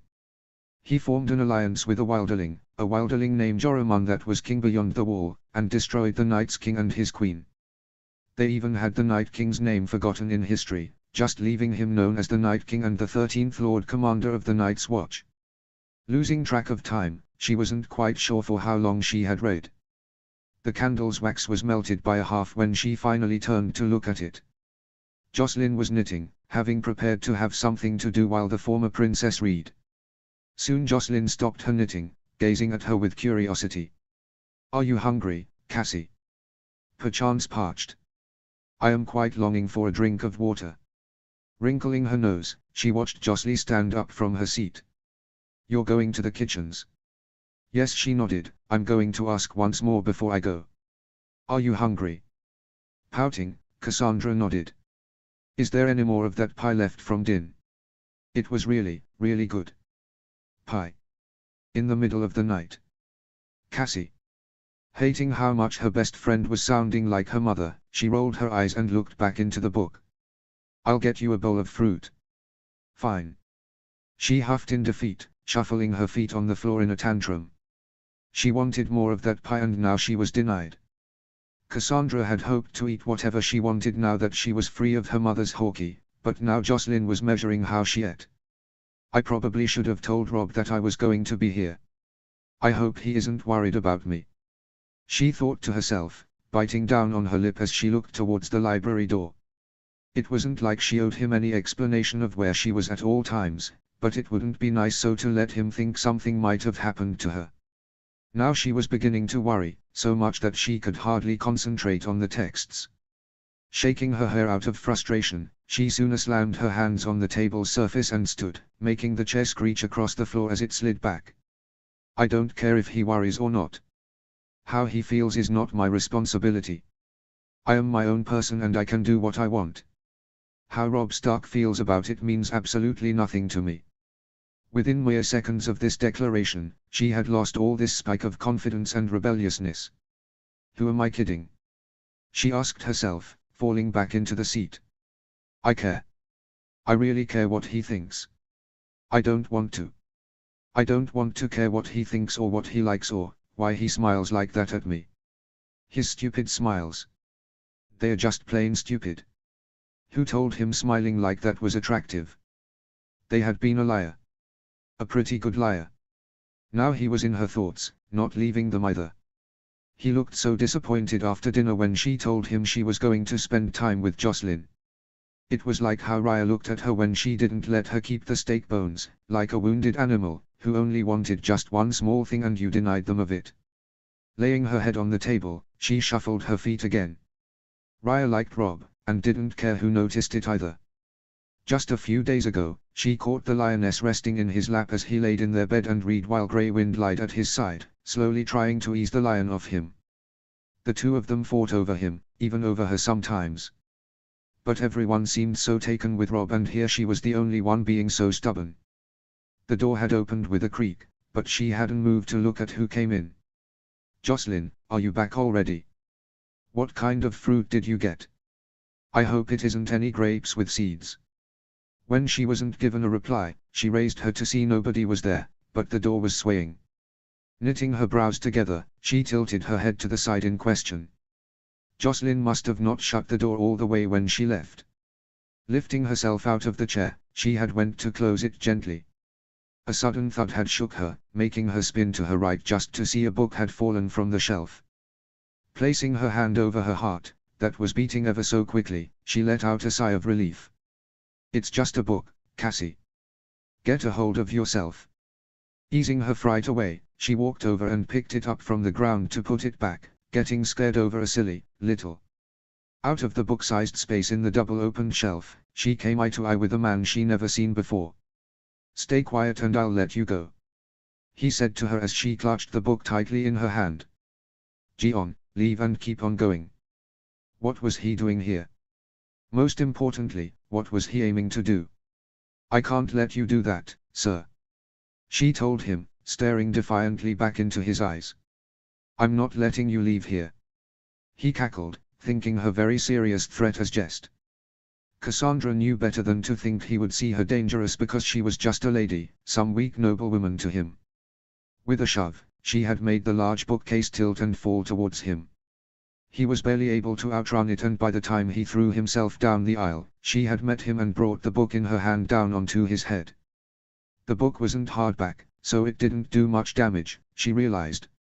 His hand wrapped itself around her ankle, pulling her to the floor, making her land with such force on her side that she gasped in pain. The book she used to hit him had left her grasp, her hand curling into a fist. Get your filthy hands off me, she told him with each kick with her free foot while pulling the ankle he had within his grasp, trying to make him let go. She managed to hit him square on the nose, the heel in her boots digging into his skin and giving him a gash. Blood began to immediately pour from the wound, giving her enough time to scramble herself back onto her feet as he pressed his hands to his bleeding face. Stupid cunt, the man screamed, immediately getting himself to his feet and purposely knocking the lit candle on the nearby end table. It had flew towards a bookshelf, letting the paper and covers of the books feed the flame and making it grow large in size. With wide eyes, Cassandra tried to make her escape towards the door, but he had beaten her to it and locked her in from the other side. "Let me out." The panic her voice was all too loud and clear. Her head slowly turned to let her eyes gaze at the flames that burned with colors and flair, burning all the books and scrolls alike that it touched. "Is this how I die?" She wondered. What if I'm to die here? Burnt alive? Made to ashes like these books and paper, becoming nothing and giving her family not a piece of flesh or bone for them to mourn. No, I'm not going to die here. I'm not going to let myself die like this. So her fist pounded harder and her voice screamed out louder. She could feel her lungs feeling charred by inhaling all this smoke and ash. Even if her lungs completely fell apart now, she wouldn't stop screaming until someone heard her. Her hands were growing sore, but she hadn't cared. Her hits had become much harder, much more frantic until hitting the door made her hand sharp with pain. With a wince, she clutched her arm as her hand was entirely red. The pain was all in one side, throbbing and making her hand curl in such a tight fist. Her nails was grazing against the skin of her palm as she tried to stretch the muscle and was met with another spasm of pain. Since she was so fucked on the pain of her hand, she hadn't bothered to cover her nose and keep inhaling the smoke. Pressing her back against the door to keep away from the fire, Cassandra kept her barking cough. At the end of them, a little whistling sound would emit. It didn't take a genius to know if she kept on inhaling this smoke and coughing, it was going to be impossible for her to even just breathe. Within the minutes, the coughs became thick and fast now, the struggle for air much greater than the need to get herself out of this place. Her eyes turned to look at the fire, watching the flame gamble and flicker like they were dancing as they burned everything they touched.